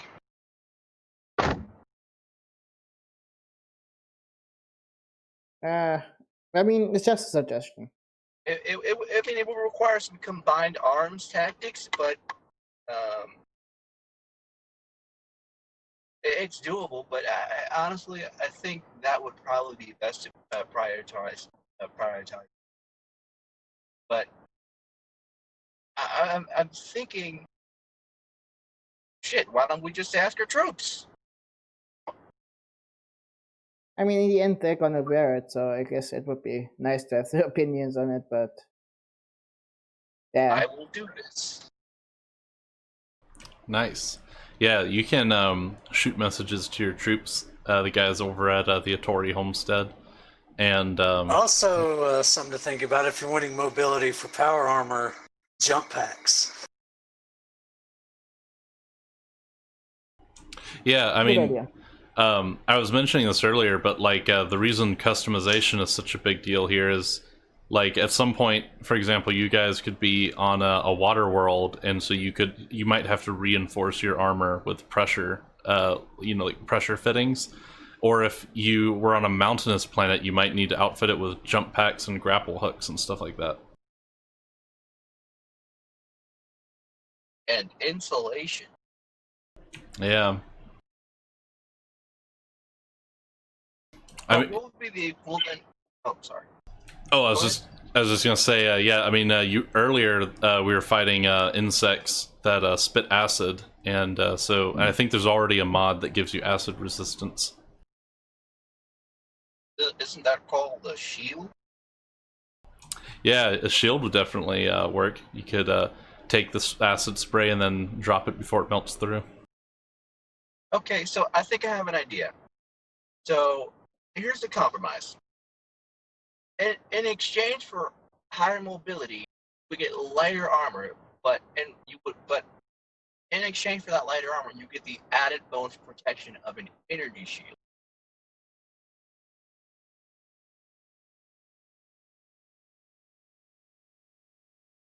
Would that work? So say again, I didn't quite hear it. So if we're going high mobility, we would obviously have to sacrifice some armor for that.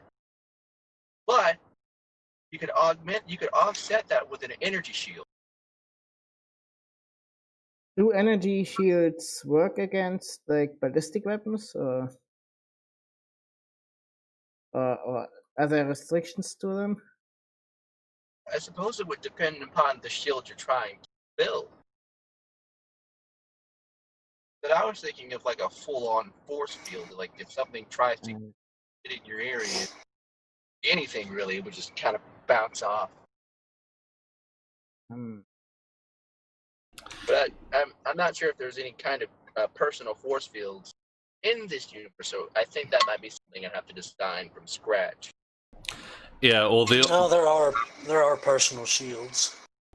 Yeah, well, there's like a field emitter panoplies, which are tech level 5, and those are made of energy shields. So yeah, it is possible. It's just pretty up there on the tech. But could I design like a low tech one, like the equivalent of a jerry rig one? Yeah, that could be kind of interesting. You might have one that it basically detects like an incoming attack and activates sort of like point defense.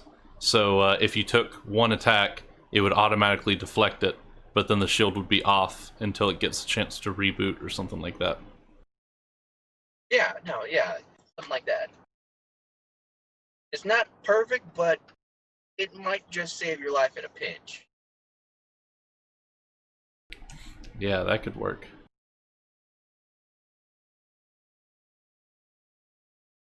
So it could be that one thing that'll give us the edge over the other guy, or Z, or Demon.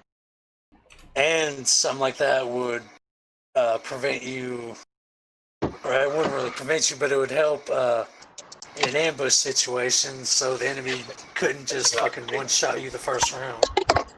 I'm gonna have a cigarette. Yeah.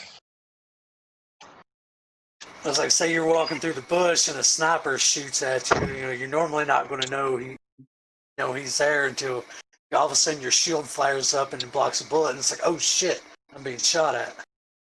That also might throw the sniper for a loop when that shit happens, because I don't imagine that technology is very common.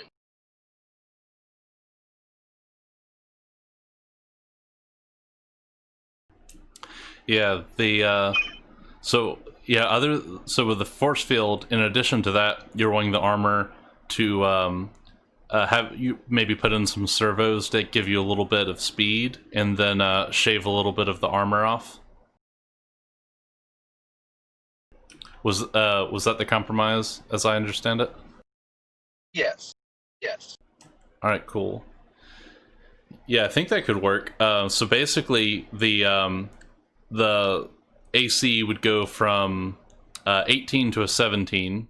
You get that force field ability, and then your movement, which is normally 20 meters base, goes up to actually, let's say 30 meters while you're wearing the armor. And will this be the baseline model, or this just for the party? I'm not sure. Let's make that one the baseline. Okay. Yeah, let's make that a bit. Do you want to run this by our guys first, or do you want to? No, I think their opinion is irrelevant, to be honest. But they might want cup holders. I mean, we can inform them. We can inform them of what we're going to do, but in the end, like I said, the opinion is irrelevant. It's like asking, I don't know, a grunt in the U.S. Army about about I don't know, the rifle or something like that. Well, to be fair, they asked the Marines what kind of sniper rifle they wanted, and the Marines designed their own sniper rifle. Okay. So their opinion isn't really irrelevant. We should take it. Yeah, because they're the ones who are going to be, using this equipment to fight in. But then again, I'm pretty sure they'd be happy to have any sort of protection that's better than rags. And I mean, this is despite the lowered armor value. It's still very protective, comparatively speaking, right? Oh What are yeah, the equipment right now, armor-wise? Combat field uniforms, which is Yeah. a 16 AC.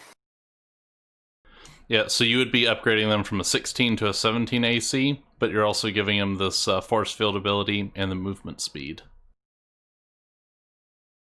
Yeah, sounds good. Yeah, no, yeah, I'm fine with that. And is the energy shield, is that can it be used multiple times or can it be used only once? Yeah, right now I'm checking the batteries, the battery section. I'm thinking of, I'm going to check to see how big these batteries are, but I'm thinking it'll consume Type B cells, and maybe there's like basically a battery magazine you have on the back of the power armor. And so every time the shield emitter goes off, it ejects one of the batteries and, begins consuming the next one as it recharges. Can I make that a separate power supply from the main power supply? Because we can't have our boys getting stuck. Oh yeah, yeah. The main power supply is separate by default, from Okay. what I understand. Yeah. And so the power armor locks up when there's no energy. Like you can move in it when there's no energy. Yeah, you can move in it. It's just more harm than good. It gives you a penalty to exert. Okay, just check. Yeah, if you upgraded the armor a whole bunch, like if you had assault suit, which is augmented strength armor, you could like give yourself +2 AC. So you'd be looking at like what would that be? That would be like a 21 AC, or from storm armor, I mean. And but with that, if that ran out of power, you might have some real difficulty taking it off because it probably weighs like a ton by that point. So if I wanted to design like next level type shit, I'm talking like Iron Man. That would be like 5. Yeah, I mean, honestly, most of the stuff that Iron Man makes would probably be Tech 4, but some of the later stuff he makes would definitely be Tech 5.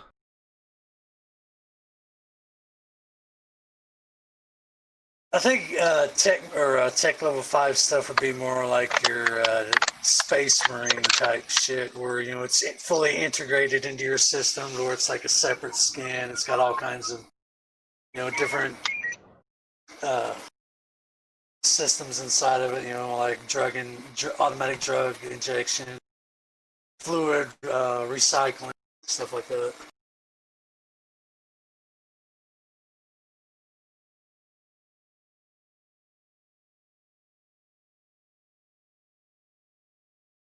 But if I wanted to make something like that, I would have to go to the drawing board for that, because I don't think there's anything like that in this universe.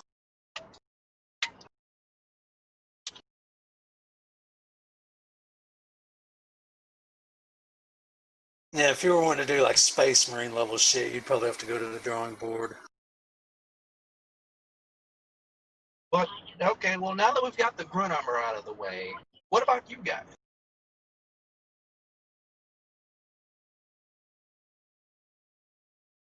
Well, as a social character, would it be a good idea for me to wear power armor? Because would it be socially acceptable if I would go to like a upper class party in a power armor? I would imagine no. That Yeah, it would. It probably wouldn't work too well. But the time you would probably be wearing power armor is in if the party is In combat. Yeah, well, just in general, anywhere dangerous, and you'd probably be in the power armor more just to keep you alive if there was some area of effect thing going on. Okay, so it's not okay. Yeah, I mean, it would be kind of like if you have like a president or a prime minister who's under attack, and then you slap a Kevlar vest on him. He's not actually like expected to do the fighting. You just put the vest on him in case. Yeah. Yeah, that's- because the general outline of what I was thinking for like you guys is that it would have to be a fully sealed suit of power armor. It can't compromise that. But it would be fully sealed, so that way you'll be able to operate unhindered in like a compromised environment, and modular. So it would be a loadout customized for each of your individual skills and assets. Hmm. Oh, by the way, are you going to design weapons as well? I will once. Well, no, I can actually do that now. But yeah, you know what? Fuck it, I'll do that now. So when we do get a weapons workshop pumping stuff out. Yeah. Well, this will all be done in downtime. Like the design process takes a good bit of time, but you guys have days to kill, so it shouldn't be too much of an issue. Oh, I wanted my character to go back to Frarium so I could investigate the painting first. All right. Oh, so about those suits, both designs. So so another T4, but how's the quality of them with that roll? Like good shit? Is it okay shit? Yeah, it's let me go up and check just to be sure that I'm thinking of the right number. Yeah, that's a good roll. You got a 10. That's pretty stellar. Generally, a 6 is success for most tests, and 10 or above is generally treated as a crit success unless there's other things at work. So, Okay. so yeah, I've been modifying it based on that. The movement, AC, and shield generator balance each other out with the roll. So it should be around the same cost to create it as a normal assault suit. I'm still thinking on how to do the modular power armor. But yeah, I'll just continue thinking about that in the background while you guys do other stuff, unless you have any other input. Okay. Does anyone have a preference for slug or energy weaponry? Or Well, I heavy have a weaponry? shotgun.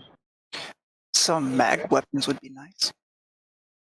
Magnetic weapons? Alright, I'm gonna roll for that. That's intelligence plus fix, right? Yep.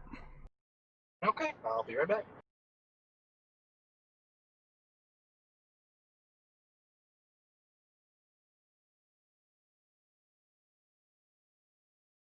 Well, hello. Hello. Nice. How's it going? It's going okay. I just had a lot to do at work. We're getting ready to open. I got a 12. Nice. Yeah, it's a great roll. So, heavy or infantry type mag weaponry?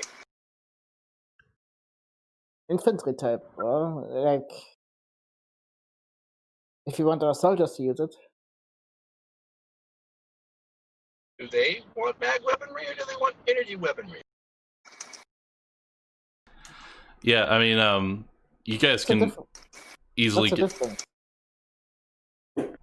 You guys can easily just get input from them. I mean, as far as the armor goes, you can quickly find out none of your soldiers actually have experience in power armor, but they are all interested in it. They're mostly used to skulking around the woods in combat field uniforms. Even before you guys hired them, that's kind of what they were used to wearing. Those provide AC of 16. Does the power armor provide a strength bonus as well so they can use heavy weaponry? The suits you've designed don't have a strength bonus. But what is it? Storm suits they what you've basically done with you've taken an assault suit, which gives you a high armor bonus, and a couple of other kind of passives, like it gives you infrared vision, vacuum seal, that kind of stuff. Works for 24 hours on a B cell. You've taken that suit and you've basically given it a knockoff version of the running speed of Storm Armor. Storm Armor basically upgrades everything. It gives you movement speed, it gives you strength, it allows you to fall up to 40 meters without suffering damage. It has an auto injector, so the computer will keep you alive if you go unconscious. Like, it does everything. But that's tech level 5. So you took the you basically took some servos, like from some type of pneumatic piston or something, and you basically created a knockoff version of the legs from Storm Armor that you attached to the assault suit.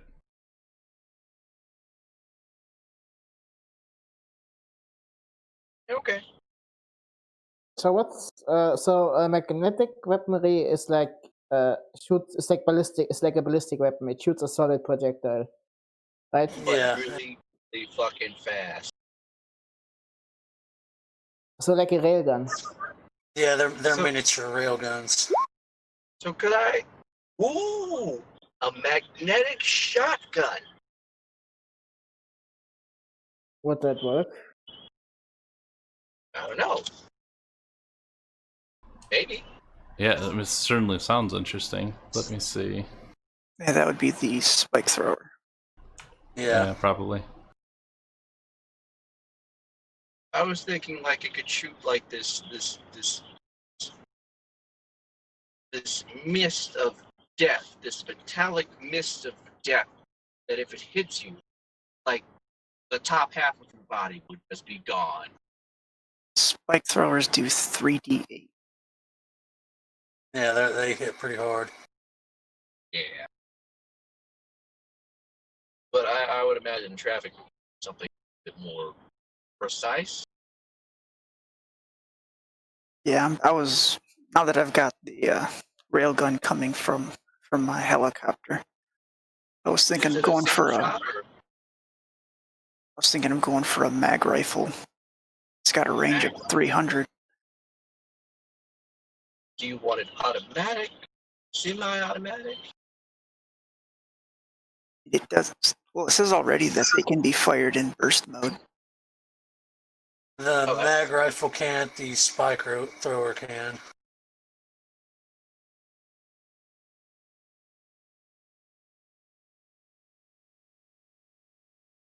So the mag rifle can be fired in semi? Yeah, it can't be in burst mode. On the weapon list, if it's got an asterisk behind it, it means it can fire in burst mode. But could I modify it to fire in semi or burst mode? Possibly. Yeah, I could eyeball it, see what kind of compromises you can make there. I also need to check the mod, because there may be a way to mod it for weapon speed, but I'm not sure.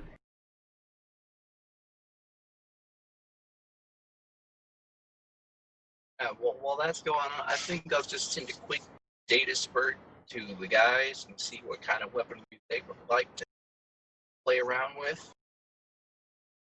Do they have experience with weapons like that, with advanced weaponry?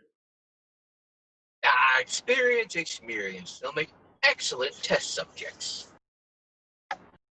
Well, I do think we should. Besides, I do think we should get test the power armor a bit. Like, get one guy to wear it and then test it for like a week or something, just to see. Yeah, I can tell you right now as well, the veterans you have, I'd have to check the personnel file again, but I think you have 2 or 3 veterans working for you, and they're your squad leaders. Those guys, even though they're not used to power armor, they are familiar with it. And so they'll be able to tell you right away if you hand them power armor right now, they're probably going to keep it in reserve in a sort of bug out section of the camp. So they're going to go on patrol wearing their combat uniform, and then if there's trouble, they're going to get out of there as fast as they can, put on the power armor, and then go to fight. The reason for this being that the 24-hour power cycle would be difficult for them to deal with in the location that they're at. Then why don't we just outfit them with some secondary supplies, some secondary batteries? Yeah, one thing you could do, you could buy a solar recharger and then a stockpile of batteries, and that could keep them going. Okay. Yeah, because I was what I wanted to do was the flashlight method.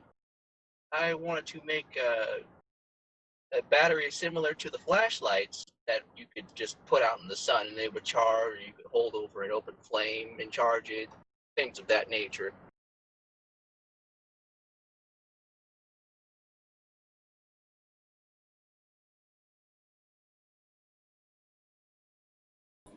Yeah, that sounds like it could work.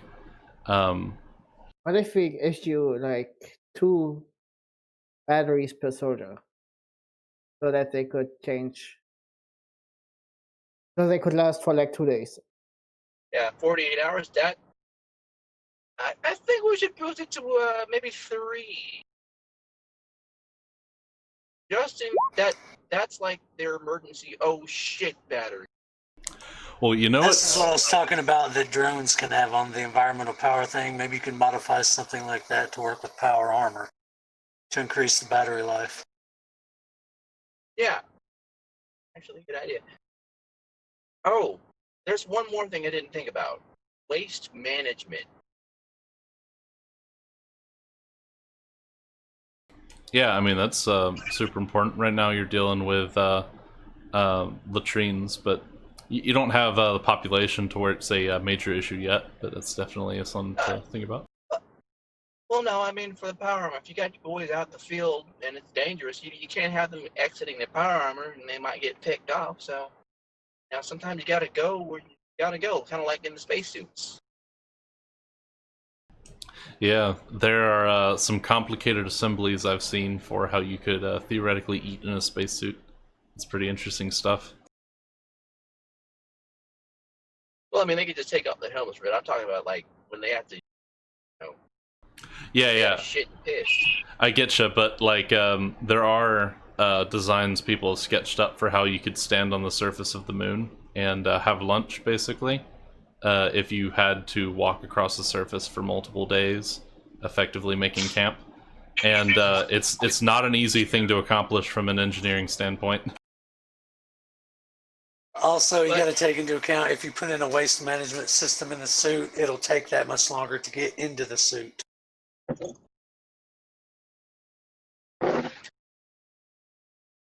This is also. But yeah, normally instead of just jumping into the suit with your clothes on, you've now got to take you got to take your pants off. well, If you're gonna suit a power armor, who really needs it? Well, I mean, if you're going for a waste management system, you got to hook yourself up to shit. Well, I was Just thinking. make a Snapchat. No, that'll do it. That will do. Yeah, I think the waste management system, that's something we do something to later, because that's. Yeah, I think so too. I already put down I think all the notes that I'll need for this, and I think we can move on. Having our soldiers take off their pants before they get into power armor, I don't think that's necessary. Fair enough. Did we ever hammer out the specialized power armor for you guys? Well, like I said, I'll think about it and I'll give you a list, because Simo being a stealthy, shooty guy, there's certain things he would want his power armor to do, so I'll come up with a list. So are there cloaking modules or something like that, or camo or whatever it's called in this setting, like something that makes you harder to spot? You can look But in yeah, stuff mods. like that. Stuff like that plus other things. Yeah, if you put on the stealth mod, that'll protect you from most advanced sensor suites, like infrared, for example. And then if you put on camouflage, tech level 4, then that'll give you visual cloaking as well. And that's all under Okay. the game rules tab, or not game rules. Well, actually, hold on, let me double check. No, it is Encyclopedia Galactica mods is where I have that written. Okay.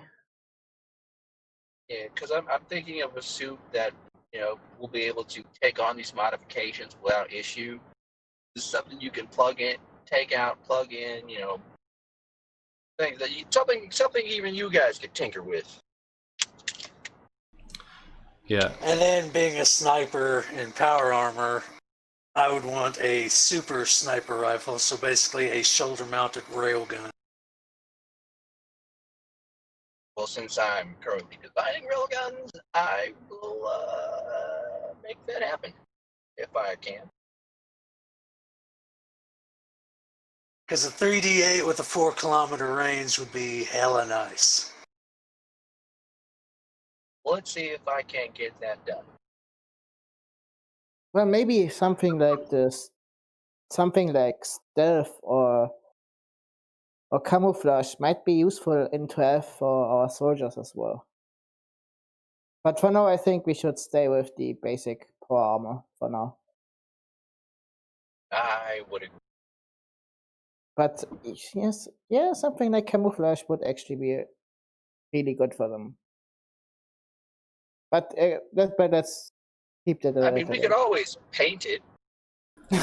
Yeah. Yeah. I actually have tech level 3 camouflage, tech level 3 being modern day. And Yes. it literally is just painting it. And we could do that with a tech level 4, but I don't see why we couldn't. I think that would be cool if they, that would really help for them.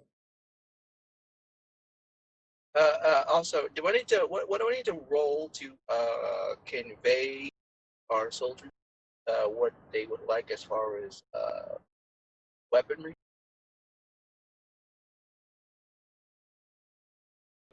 Let's see. Well, there are The also options I've given would be like energy, slug, or mag.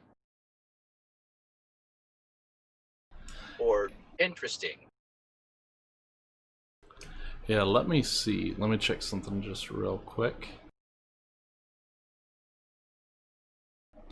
Yeah, I think if you were to ask them about weaponry, they would mainly be asking for newer rifles. The ones that they have are they're not busted up, but they're definitely a little bit worn around the edges over time, and they would be asking for a more full kit, grenades, frag grenades, smoke grenades, possibly some other like entrenchment tools. So if you were to approach them about gear and weapons, that's the kind of response you might receive from them. And what style of weaponry do they have right now? Is it slug weaponry? Yep, it's all slug throwers, rifles, and shotguns. Okay, well, I guess I'll just stay along those lines. Nobody chose the interesting stuff, huh? I'm disappointed. Well, it's more like the case that we didn't have any interesting stuff before. Yeah, there. Yeah, Are, you I guess, gotta import that shit. It's expensive. Yes. well, you won't if I get my weapons workshop. yeah, that's true. Speaking of, can I buy that medical facility? Can I just go ahead and do that?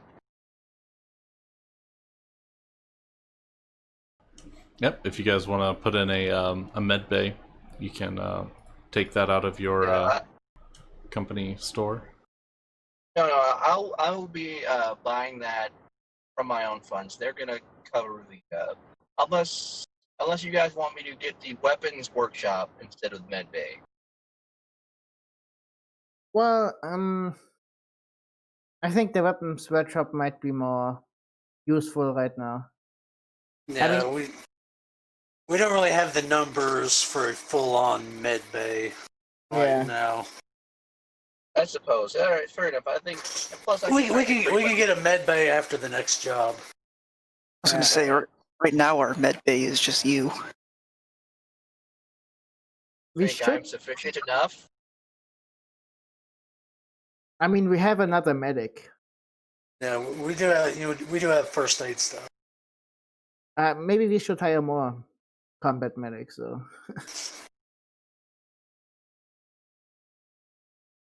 How many men do we have in like how many men do we have?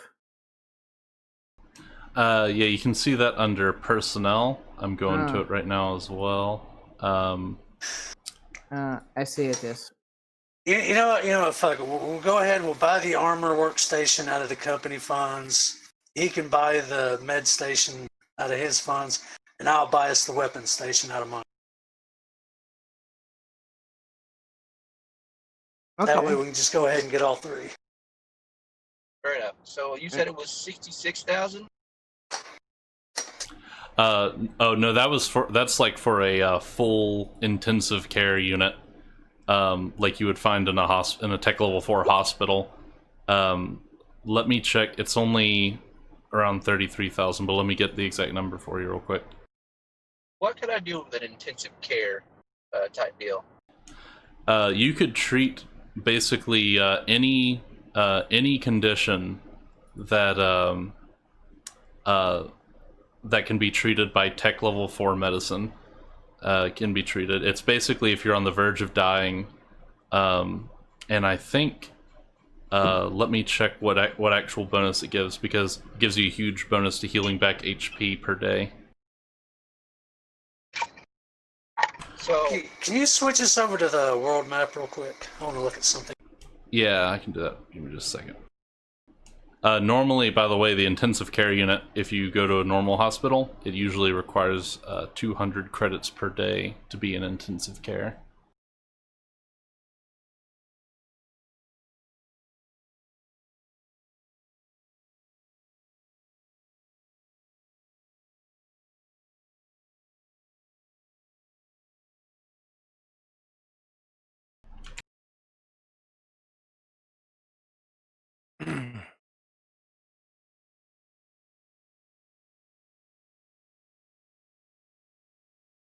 okay, so it's If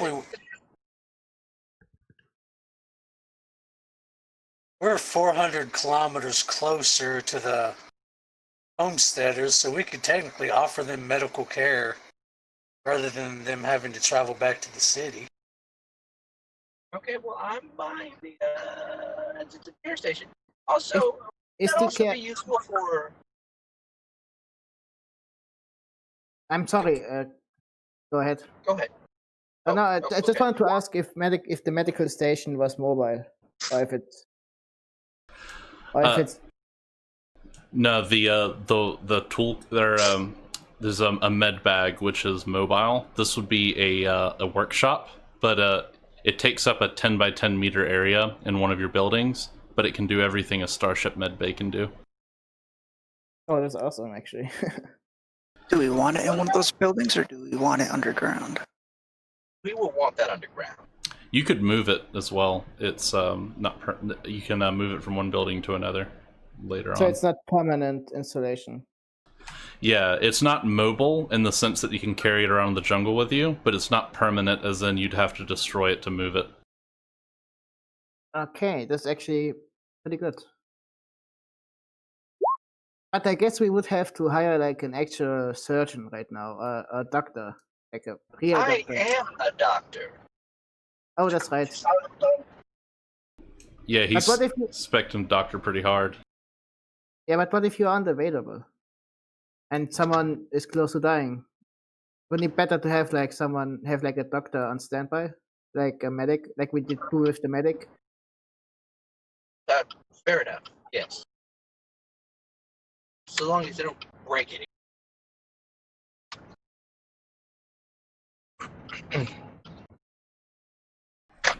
But my question would be, what would be good for medical experimentations?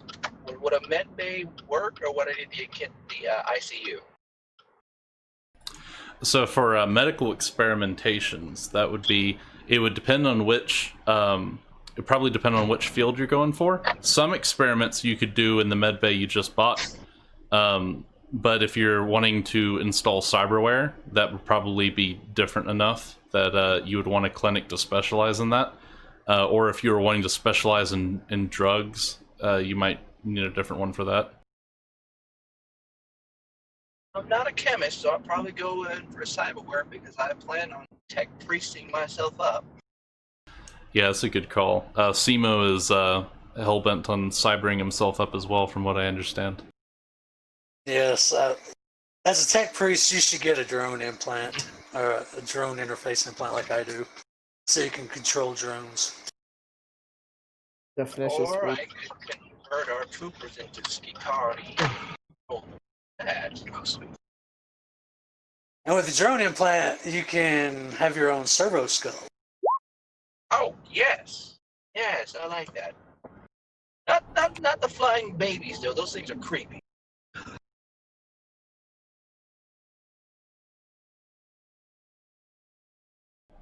And seriously, have you seen one of those things? Ugh. I mean, you can look at Revenant wiring, which it gives you a couple of bonuses, but the most noteworthy thing is that after the target dies, it continues operating normally for 3d4 rounds, or until you take 25 more hit points of damage. That's actually awesome. Yeah, so Yeah. basically you get killed, and then the computer just brings you back to life long enough to exact revenge before you finally die. Somewhere back in our channel thread, I came up with a suicide soldier with a bunch of different cybernetic implants, and the Revenant wiring was among them. Yeah. Along with gecko anchors, which allows them to basically climb straight up walls. Should let Alyosha play for a little. I do. I just thought, I just you haven't really spoken or said anything since you got here. I didn't. I don't really have anything to say. This is all stuff that's happened while I was gone. So Okay. I know what's happening. I just don't have. I didn't contribute, so I don't think I should have a say. This sort of I mean, you thing. can still say your opinion. Yes. I agree with your statement in the chat. The flesh is weak. Oh, okay. You would be happy to know you can put down 70,000 credits on your character sheet because they sold that golden deer for a lot more money than I thought they would. Yeah, I put it down. I was wondering. I wanted to let everyone speak before going with what I wanted to really do. Can I travel to Pira and see if there's any political spots opening up soon? Yeah, you could do that. You could use the helicopter that you guys own, and I also I've mentioned that I wanted to have some sort of discount for. Well, actually, that might not count in this case, but in the future, if you're flying from one city to another, I figured out a way of crunching the numbers to make the prices make a lot more sense. So it'll cost you more like 45 credits to move from Flagstone to Fariam instead of the cost. Okay. Yeah, it should be more manageable from now on. So they're not stopping at red lights and saying, "Oh no, I'll take you around this way." There's, Yeah. there's work being done on that road. Yeah. Yeah. So, sorry. Continue. Oh yeah. I'm trying to think of what else we have. Mostly it's just been upgrading the base, and we got paid.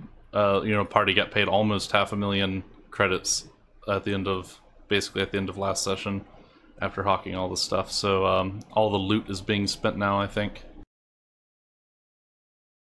In the process of being spent. I'm gonna plan on spending a little bit of my loot on a plot in Pira. One of the just half broken factories that's out of use. I think it's a good place to open up politically because everyone's kind of sad I don't know, desperate. Yes. Yeah, half the Take city. advantage of desperate. Yeah. Yeah, I started to draft together these little. I'm still not really happy with the formatting on it, but I was going to have these little political dossiers, and I'm still trying to figure out the amount of information I want to include here. Sweet spot between being informative and not being overload. Okay. I don't mind. I often look at political commentary, and I enjoy the hell out of it. Yeah, I figured I was going to take every major city that you guys wanted to be involved in, and I was just going to throw up a few policies. Like Flagstone has this Space Haven policy, which basically is their tacit endorsement of various smugglers and vagabonds who come from the Space Haven in orbit, which is this giant orbital junkyard. And so stuff like that it's involved in the politics of the city. Is there a large government over the demilitarized zone, or is it just individual governments in different cities? Is this like a colonizational area, or is this like a already owned area? Yeah, so this area is technically overseen by Arobi, but Arobi, they basically have a super laissez-faire attitude with these planets. They basically what they're trying to encourage as much growth as possible. So there's pretty much no tax, but no oversight, nothing like that. Every city is basically yeah, exactly. Like you guys could go off. Yeah, like the base that you guys got. Literally, you just killed the guys who were occupying it. Who killed the guys who were occupying it before them, and now you guys are there. So what I'm gonna, if the party's okay, I'm gonna try and get into the political world of Pira, and get Yes. the local city to give us a contract like the same we have with the homesteaders, of looking after it as a police force, kind of like a response force anyway. And Well, try and do yeah. that with a lot of the other cities. maybe you should do that later when we have more men. Yeah, because- but I'm just gonna try and get into it now. Like Yes, try yes. and get in politically first. Yeah, locating I I plants. was thinking something similar to that, making a subsidiary of Tactical Solutions and call it Security Solutions, where we offer security guards for Yes, like building security and stuff like that. Urban You know, where solutions. we don't have to have military trained guys. We can just hire in, ex-cops or average Joes. Hand them a fucking sidearm and a basic uniform, and I'm gonna need you in a little while as well, Nick. Once I get to a higher position politically, because I want you to do a Reagan on me. I want you to wing me during a speech. all right. Get up my votes. This is already amazing. I love it. I'll pay you. I'll pay you. But while I'm talking to someone else, I want you to shoot me, then run. Use stealth arm or whatever. You could always just use a servitor. I want it to seem like the opposition's voters are militant enough. I don't know who the opposition is, but I just militant enough to try and shoot me. Well, you gotta pay attention to the context, though. You can't just have that randomly happening. You could plan the opposition. No, it's gotta. It has to be like a wrestling match. Like you have to set it up. Like there has to be You a gotta play him into that. look. It's all I gonna could be set up as- yes, I could run against you, and we could Oh come. God! I could come run If you against like. you, and then I could be implicated in assassination of you. Controlled If you opposition. want me to do the whole like call you Hillary, basically, you should be in jail for all your emails. I'll get the tech boy to delete all your emails on public forums. I have hacking. Hey, are there Yeah. are there proper journalists on this world? Because they could just look us up and know we both work for Technical Solutions. That's And then- exactly why I just want to go up against someone independent of my outside influences. How much would it cost to buy a factory in Pira anyway? Yeah, I could look that up pretty easily. A factory would be more expensive than a workshop, so you'd be looking at normally a factory would be 100,000, probably somewhere around there. Mhm. But in Pira they would be much cheaper. Probably also a good deal more run down. But But how much would it take to like get up to full working order as well? yeah, I'd have to look into that. Let me see. And would there Yeah, be there's cost also running? something we've never actually considered is actually just getting loans. Yeah, but then I could get loans from the gangs that I know, but that'll be loan sharks more. Legitimate But, loans. We could pay them with some weaponry I will Think about it this way. If we're a little late and they come to collect, we can just have them talk to the helicopter, which is about to have a railgun mounted onto it. I think they will treat us like if we would take loans from the underworld, they wouldn't treat us like schmucks. I think they would know that Well, what about if just one of us took it? I mean, I could ask for a loan in Frium. Ooh, I don't know. Going after the rich folks. Like that's a whole bank, and if this is a libertarian planet, then the banks have armed forces. Every bank would have to have an army. Yes, but eventually. But I think I don't think they really have anything of what I'm going to build you guys. So But we don't have it yet, you don't have it yet, but you will soon. and we're still not employing enough people to fight an army. This is true, but once I show them all the toys, they can. There'll be Oh people yeah, rogues trying to get into our ranks. Simo made a good point there. What about if the banks have mechs? Also, your mic's a little fuzzy, man. Yeah, I think he's Mine? in a car. Yeah, no, it's still fuzzy.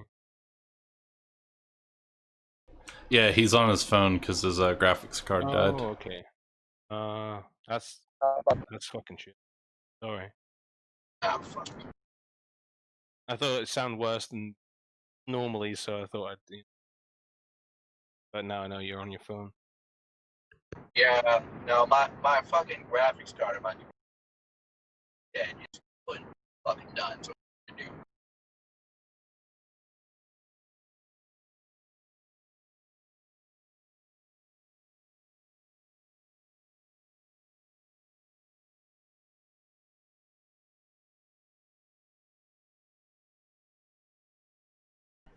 Yeah, this whole time I've been trying to figure out how many. Traffic asked earlier how many bumblebees are needed to keep up with his Earth mover, and I've been dividing up the room cells into 10 by 10 meter blocks so that the building doesn't hurt my brain as much. So I guess you would need for every 20 by 20 meter area, like a 20 by 20 meter room, you'd need like one pillar. And then as you extend it outwards, you'd need, one pillar for every 10 by 10 block. With like 10 bumblebees, you probably be able to keep up with an earth mover, but I don't know. I can't imagine it would matter too much, but who knows? So the Earth Mover plus 10 bumblebees is going to cost me 67,500 credits. Yeah, I mean, it's definitely big, I'll stop by it. Okay, we need it. All right, Yep. how is it now? Better. It does sound better. Because the way I see it now is once we have the facilities excavated underground, once we don't need the Earth Mover for the time being, we can offer that as a service. Like if someone needs like an area flattened or cleared, then they can hire us to go do that. Construction solutions. Yeah, renting Yes. 10 bumblebees and an earth mover to somebody would they would pay you at least 200, and that's if you don't supply them with operators. So that's a pretty good idea. 200 per day, that is.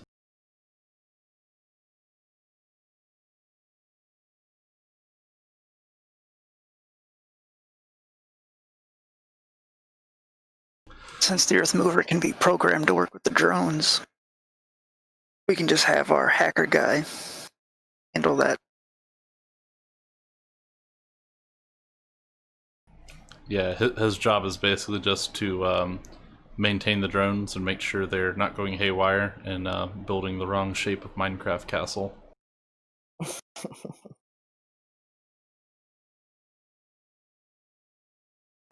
All right, yeah. So, just so I can reorient myself here. Let's see. I guess I need another red triangle because I think was it Martin that went to Pyrrha recently? No, Or Aloysia? Okay, cool. Russia is. Just to enter, try and get elected. Nice. Yeah, I can draft up a political rep sheet for the other cities soon. I've got someone to I've commissioned someone to make me a political poster. And Oh, nice.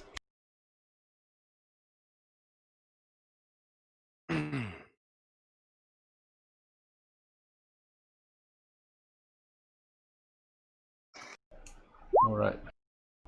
And also, I've just been cleaning up some of the handouts. The factions handout I'm still working on it, but I have a decent block of text for the Vestralians and Catalians at least. I still need to clean it up and add Orobi Corporation at least.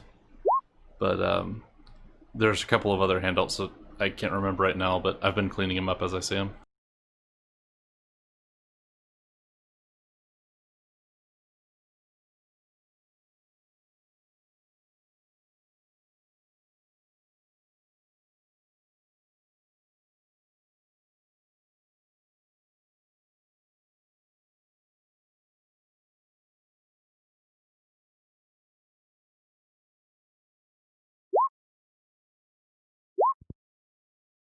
Gulag solution. Anyway. All right. And Martin, did you return from Pharium to Flagstone? Actually, yeah, I think I have that in the calendar. Well, I went from Ferrarium to Flagstone to seal the deal, Yeah. but I wanted to go back to Ferrarium to continue on a painting quest. All right. Cool. Yeah, that's. I can put that down.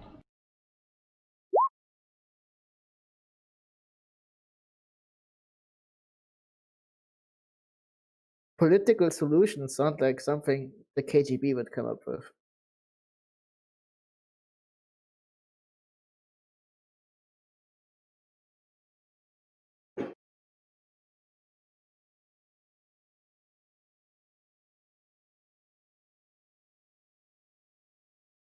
So I guess while I'm in Ferrarium, I keep looking for.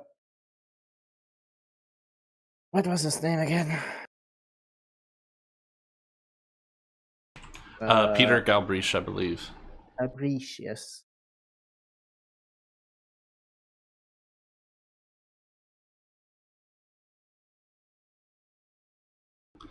Yeah, and I should. I'll put this down as a note right now. I'll have an actual map of Pyrrha drafted up because one of the the main feature of Pyrrha is there's lots of abandoned, overgrown city, and the neighborhoods are all protected by either gangs or hired mercenaries, and so it's a pretty good environment Can I for do you a roll guys. to see if I can find out how adverse the population would be to a politician that would be pro, like, fixing up the city or, subsidizing new businesses?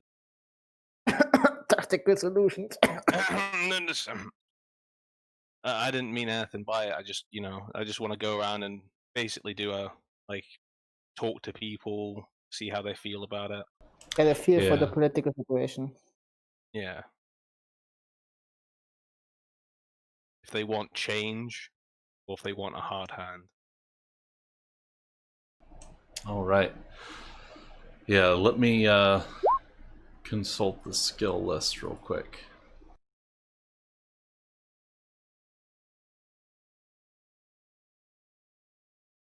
Do you think when we equip our soldiers with power armor and advanced weaponry, we could take the others on? Probably. Like we could conquer Pyro. But why would we? That would be a waste of resources. Well, we could not. Well, maybe we shouldn't conquer it. Maybe we should just prove that the competition is not up to the. What we could do is We cannot. what we could do is have our people with people skills find out the leaders of the other mercenary groups and gangs working there. A certain sniper goes in and splits their wig, and we tell the lower ranks, like, hey, why don't y'all jump on the winning team? Or alternatively, we could just absorb them. Hostile takeover. Well, that's what I'm talking about. Kill off their leadership and absorb the survivors. Why kill off their leadership when we could just That's recruit their leadership? Do the Ferrarium quest, take all the things and sell them to the Arobi Corporation, then do Exterminatus on the planet with the money. We could all just buy Hydra arrays and just level the city. Why? It's the perfect place to gather resources and raw materials. And get the people on our side. To slowly make this Damn the demilitarized people! I zone want into their our stuff. Auschlitz. Anschluss. Bombard the city Label with Hydra bomb. arrays. Who's gonna stop you from taking their stuff? Well, I want to be able to get more things from them rather than just getting a whole bunch of things, then not having anything to get later. The people in an authoritarian government only need to like the authoritarian government in mass for about 2 years before we can just say they like us, even though they don't. Tactical solutions will then be tactical solutions the country instead of the company. No, we won't want a degree of separation, so we can have some pliable deniability when things do go south. When we make enough money, we can just buy us off Arobi and go to war with the Vestroians. Well, The Vestroians are friends. we shouldn't directly take control of it. We should set up a puppet government. Well, I'll be your puppet government, but at the same time, I need your troops to, keep the border safe. I'm not going to invade. I don't want to invade. No. well, if we go so far as to basically just buy the planet from Orobi, we should encourage hostilities between the two sides to start war up again, because this being a death world and all, and breeding conflict will make good soldiers for us to hire as mercenaries for operations off-world. But at the same time, we'd have to protect our. Well, I don't care about Ferrarium, but if we say to them and crew pirate Pira with our own troops to stop them from destroying it again, sell them things, sell both sides stuff. I mean, we can make a lot of money out of war, but at the same time. wouldn't the troops already be a superior stock to whatever else is out there due to the sheer fact of the things that are trying to kill them on a daily basis? Hmm. Hmm. I don't think we should invest money if we're not going to protect that. You know, right in between the two countries, they go to like we're gonna get fucked. Rommel, you should roll Connect plus Charisma. I should what? Boost charisma. Nein, Oh. roll Connect plus Charisma. Oh, okay. Yeah, I was just gonna say, if you wanted to identify the groups and their interests, you could do a Connect plus Charisma and look around for a day. All right. Yeah, the city is pretty fragmented. There's some of the gangs will be 20 people, some of the gangs will be hundreds of people, and the mercenaries also are divided along the same lines. Like there's some individual shops that just have 2 mercenaries standing out front, and then there are other organizations like a university in the city that has like hundreds of guys standing on the rooftops, basically shooting anybody who tries to raid the campus. And so, But is there a lot of people that are? Is it politically motivated or just stuff motivated? There's no real call for change.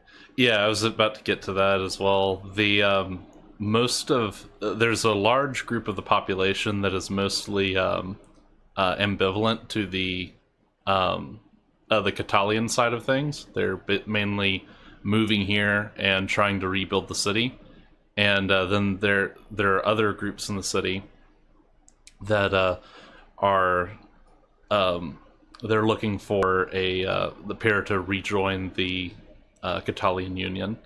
The Pira was most recently Catalian, but it's kind of swapped between several different powers over the last few hundred years, and so they have kind of a confused identity in that regard. You could they're kind of putty in your hands, this particular city. I could form them into something that was none of them. Say we are the best of all of them.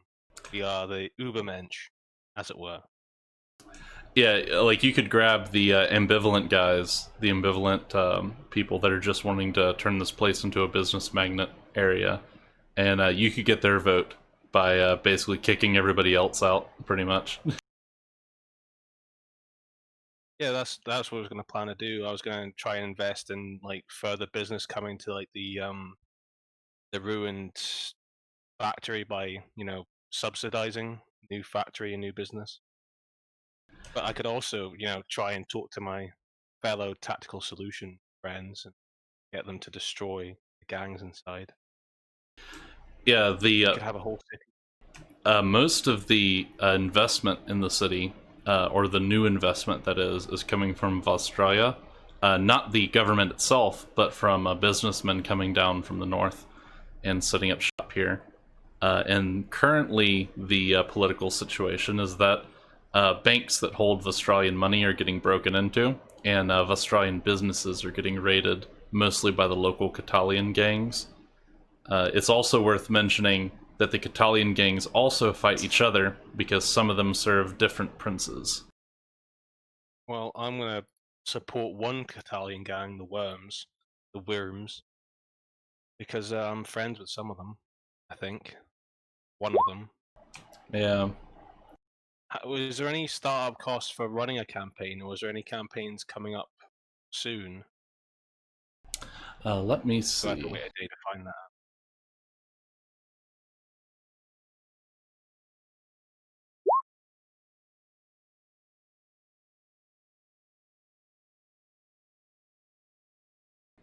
The next election in Pira is 55 days from now. So let me see where that'll be. I'll go ahead and mark that on the calendar.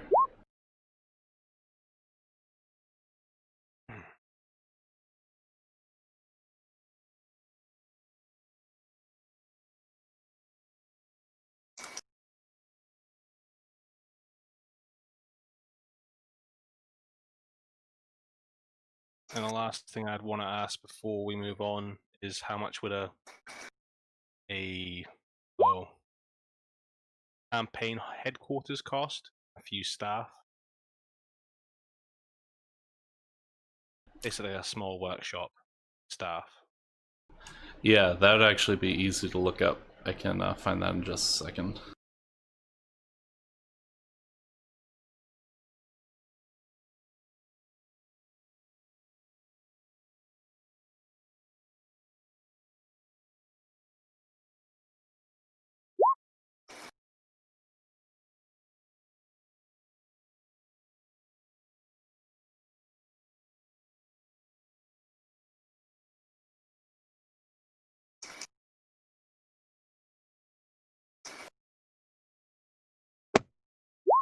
Rommel, Yeah. do you think there might be a way to perhaps cut out some middlemen? Middlemen in what means? And when it comes to the means of production, That's what I was saying. Like, if we have people, so what I'm trying to do is get like businesses in the area subsidized so they can come in and fix up the factories, but then businesses will come out from that for specifically just fixing up the factories. So when you want to get a factory there, you can just employ a business for cheap to fix up the factory for you. Therefore, so we can make cars. We could buy multiple factories because I have pretty much full control over the means of production and economy. And you'd be able to make cars, mass-produce weapons. I mean, everything. I'm basically wanting Duz to take over Pyrrha and have two bases that act as like we can make a wall between Pyrrha and Tactical Solutions base. You know, charge people from like going either side. What do you think? Go full Trump or not? okay, well, I mean, that does make a lot of sense. I'm happy with that. I mean, you'd be able to make a lot of money out of it. So would I.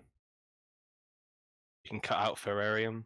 They would be able to I'm trade. really interested in making lots of more just making cool shit. But if I need money to make cool shit, Well, then yeah. the money you'd have, you could invest into research development of new, cooler shit. And some of the factories you could convert into research facilities. Because my Yes. overall goal at this point is to turn that planet into technological envy of the galaxy. I think we should find another planet besides from this shithole. No, we could make it not a shithole. I mean, we could. Be a lot of work. And once we get a starship, I don't know if the party will be really motivated to be. That's true. I certainly would. I'd be for new and interesting thing. Well, Doctor, I'm Self-defend buying myself. it. Sorry. Oh yeah, if you purchase the workshop, the benefit of that is you could move it around next time you want to run, do political stuff in another place. But yeah. And the how much does the staff cost? Yeah, the staff, you can customize those to some extent, which you can see on page 81 in the PDF. Unskilled labor is ranked at 2 credits, 8 credits, 15 credits, or you can go with a lawyer, or you could interpret that as a paralegal. That would be like 10, 25, and 400 is how that's stepped up.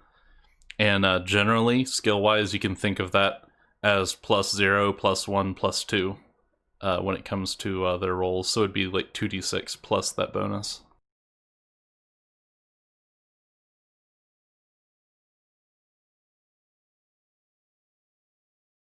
Since there's other mercenaries operating within the city, I'm going to go with him to basically hang out while he's doing all this. Basically get a lay of the land, so to speak.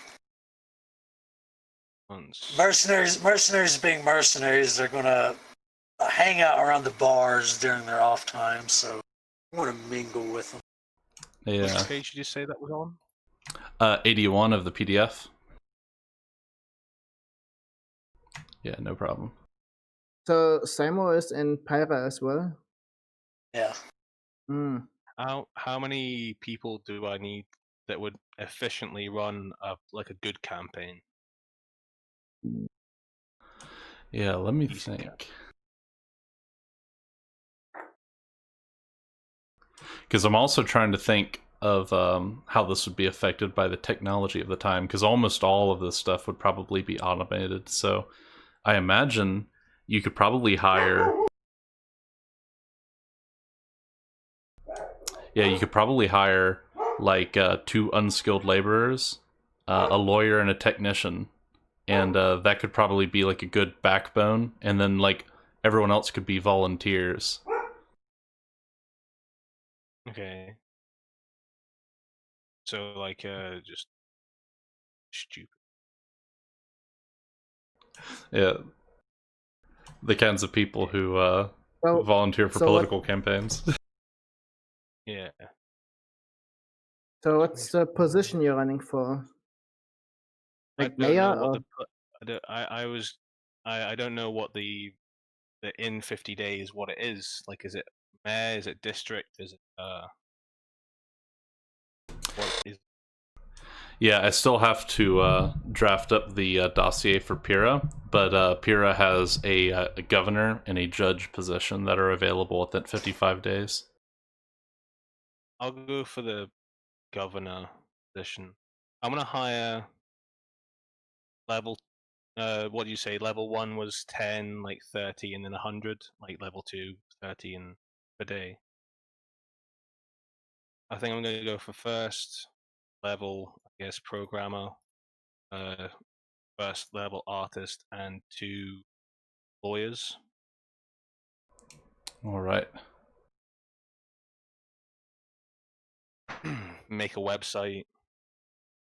Get the 2 artists to make get the artist to take my image and do all that shit, and the lawyers to put in my application, and then just hire a bunch of grunts.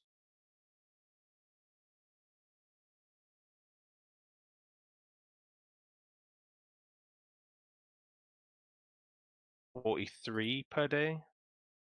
How much would just random people be? Like shitty people, not really on employee. Oh, unskilled labor. There we go. To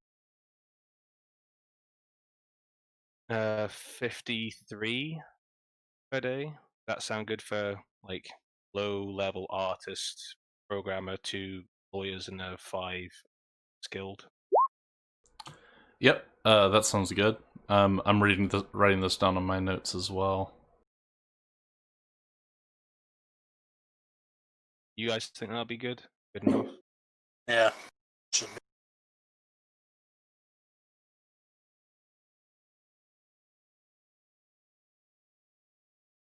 Hey Nash, Yeah. did you get the T4 weapons and armor facility already? I got the T4 weapon. Oh, you went for the weapons instead? I bought the weapons out of my personal thing. I thought we was doing the armor out of the company.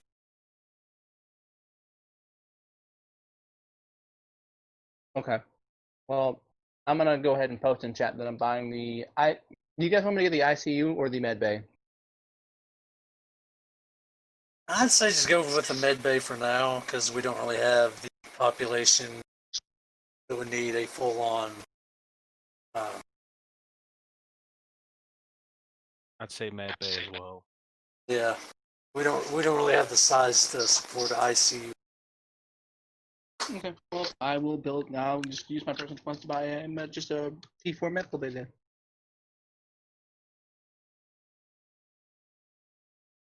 Just don't come crying to me when you get the cancer. Oh wait a minute, I forgot. Yeah, go ahead and buy the ICU because I forgot we were going to offer medical service to the Tory homesteaders too, since we're closer than any of the other cities, so they could come to us for their medical needs. Okay. Well, I'm gonna go ahead and buy that 66,000. Correct? Yeah. All right. I'm gonna go ahead and buy that then.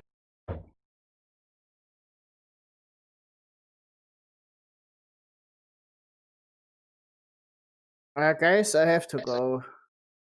All right. Thanks for coming to the game. Could I do one last roll in trying to find Peter Galbraith? Oh yeah. Yeah, I'll have more prepared. Hopefully, we can finish the painting quest, or at least get it to a good checkpoint by next thing. But you can go ahead and roll another if you want.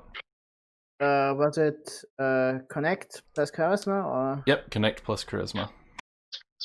Uh,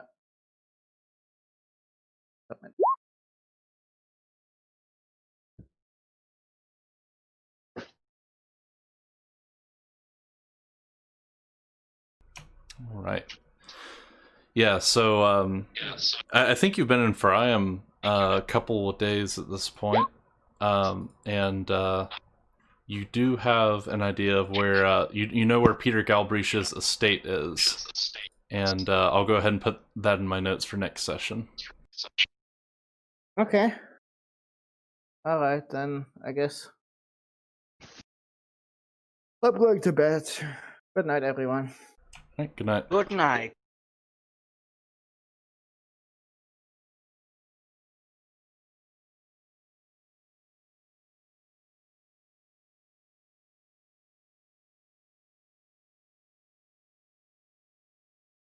I'm also gonna buy that with the Earth Mover and 10 of the Bumblebee. All right. As quickly as I made the money, it's all gone. Yeah, what was it you said earlier? Something along the lines of, you know, on the first session you had 2,000 credits and you thought you were rich, and then a few sessions later you had like 20,000 and thought you were broke. Yeah.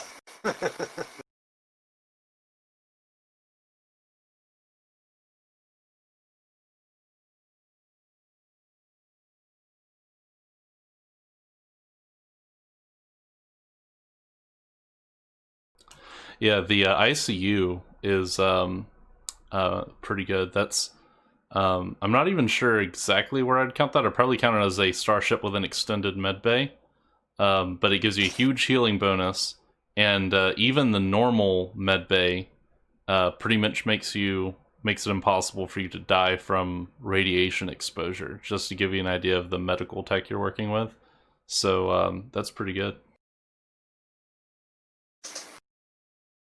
We can offer the Atori homesteaders slightly less than what it would cost them to go to the city Yeah. to get treatment.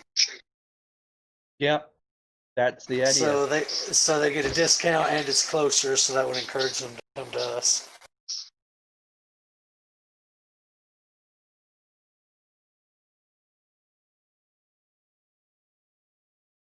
All right.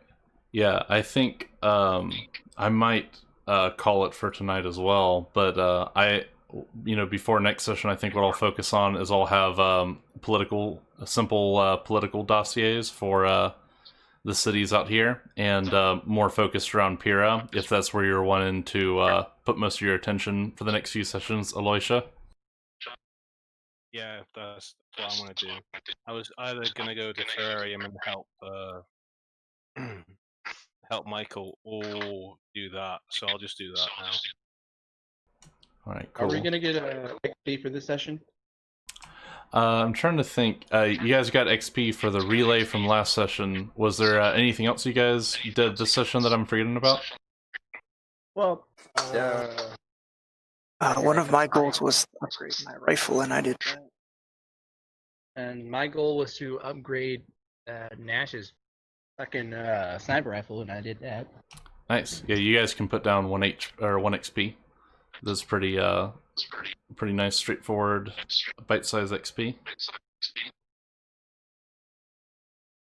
Mine was to obtain second cybernetic, and I haven't done that yet, so it'll be for next time, I guess.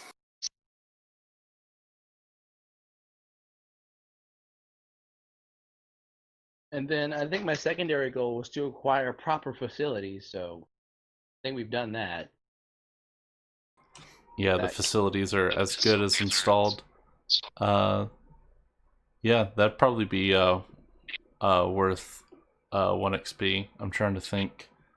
I'm going through you guys' character sheet to make sure.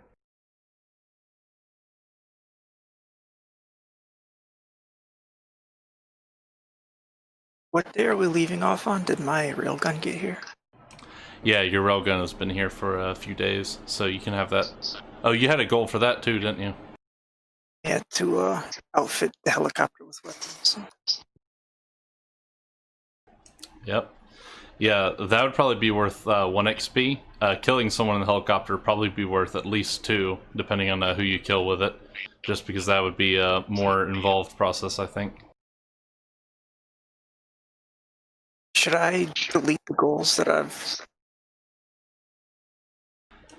Yeah, you can if you want. You can also keep them... Some of them work good as repeating goals, like eating a good meal before a battle is a good repeating goal. But if you want to delete some of them, then you can do that.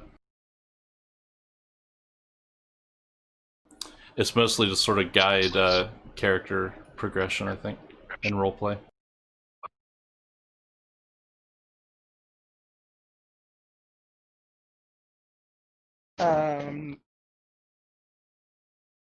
Before we go, can I also roll to how that armor mag weapons come out? And then also the stuff for our troops, things they've requested. Yeah, the equipment, most of the equipment they requested was normal off-the-shelf stuff, but you can roll for the mag rifle stuff. Okay. Yeah, that'd probably be int plus fix.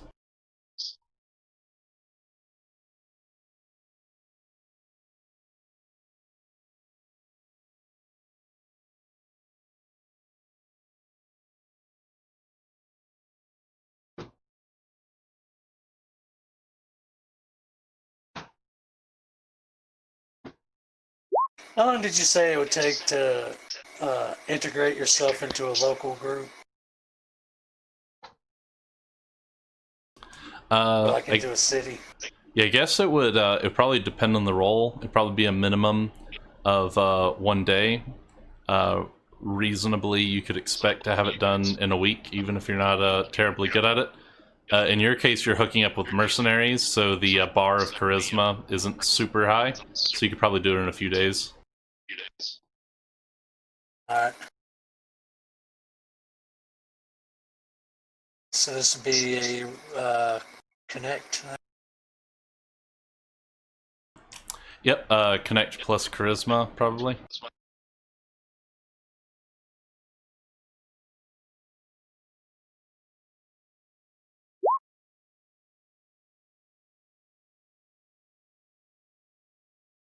And then can I make? I haven't made myself a weapon yet. Can I make myself a plasma rifle of my own design? Yeah, you can try this. Well, let me see what tech level plasma rifles are.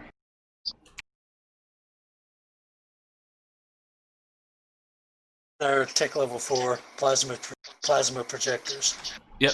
Yeah, you can definitely make one of those, or at least design one.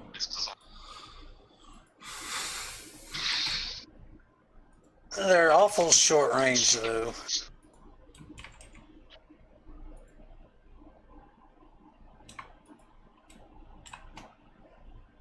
They are good with damage though. And the thing you were just making, that was a, what gun was that? Or what type of gun were you making? Was it a rail shooter? Mm-hmm. Okay. Yeah, I'll... How did that turn out? Yeah, as an 8, yeah, successful design. It's not, like the crit success earlier, you were basically able to make a custom armor without it costing a ton of extra money. In this case, it might have a slight additional cost on it, but you're still able to make the custom armor with no problem.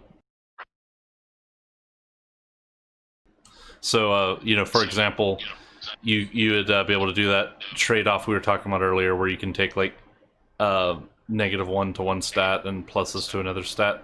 And since you got above a 6, you can do it 1-to-1 rather than having to take a higher penalty, if that makes any sense. Okay. So that was for the armor. I had to roll for the weapon then. Well, the one you just rolled was I put that down for rail shooters. I think you have already rolled for the trooper armor, with a shield generator. Yeah, and I'll just put that down, and we can figure that out. Or I'll probably put down some ideas to shoot for you at the beginning of next session, and we can figure out what the design will entail. Okay, I guess just make one last roll for my plasma gun. Yeah, you can roll for that right now if you want. Fix placent.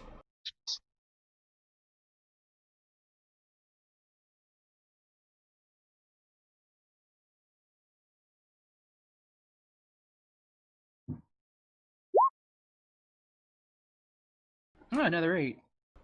Yep. So another, maybe slightly more expensive, but another 1-to-1 trade. Whatever we decide to make this plasma gun into. Okay.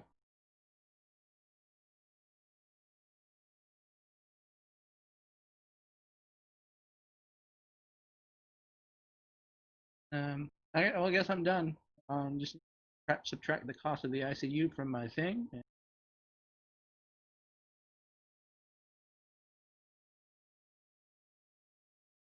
Be good. All right, and yeah, and Simo successfully are entrenched within the mercs. I'll have more to do of that with next session. But I think that'll be really entertaining, the stuff going on there.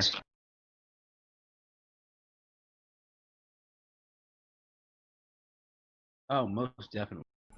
All right, yeah, but I gotta go pretty soon. So is there anything else you guys can think of? I'm pretty good. Yep. All good here. All right, and yeah, so thanks for coming, guys, and I will see you next week. Yep, see ya. See ya.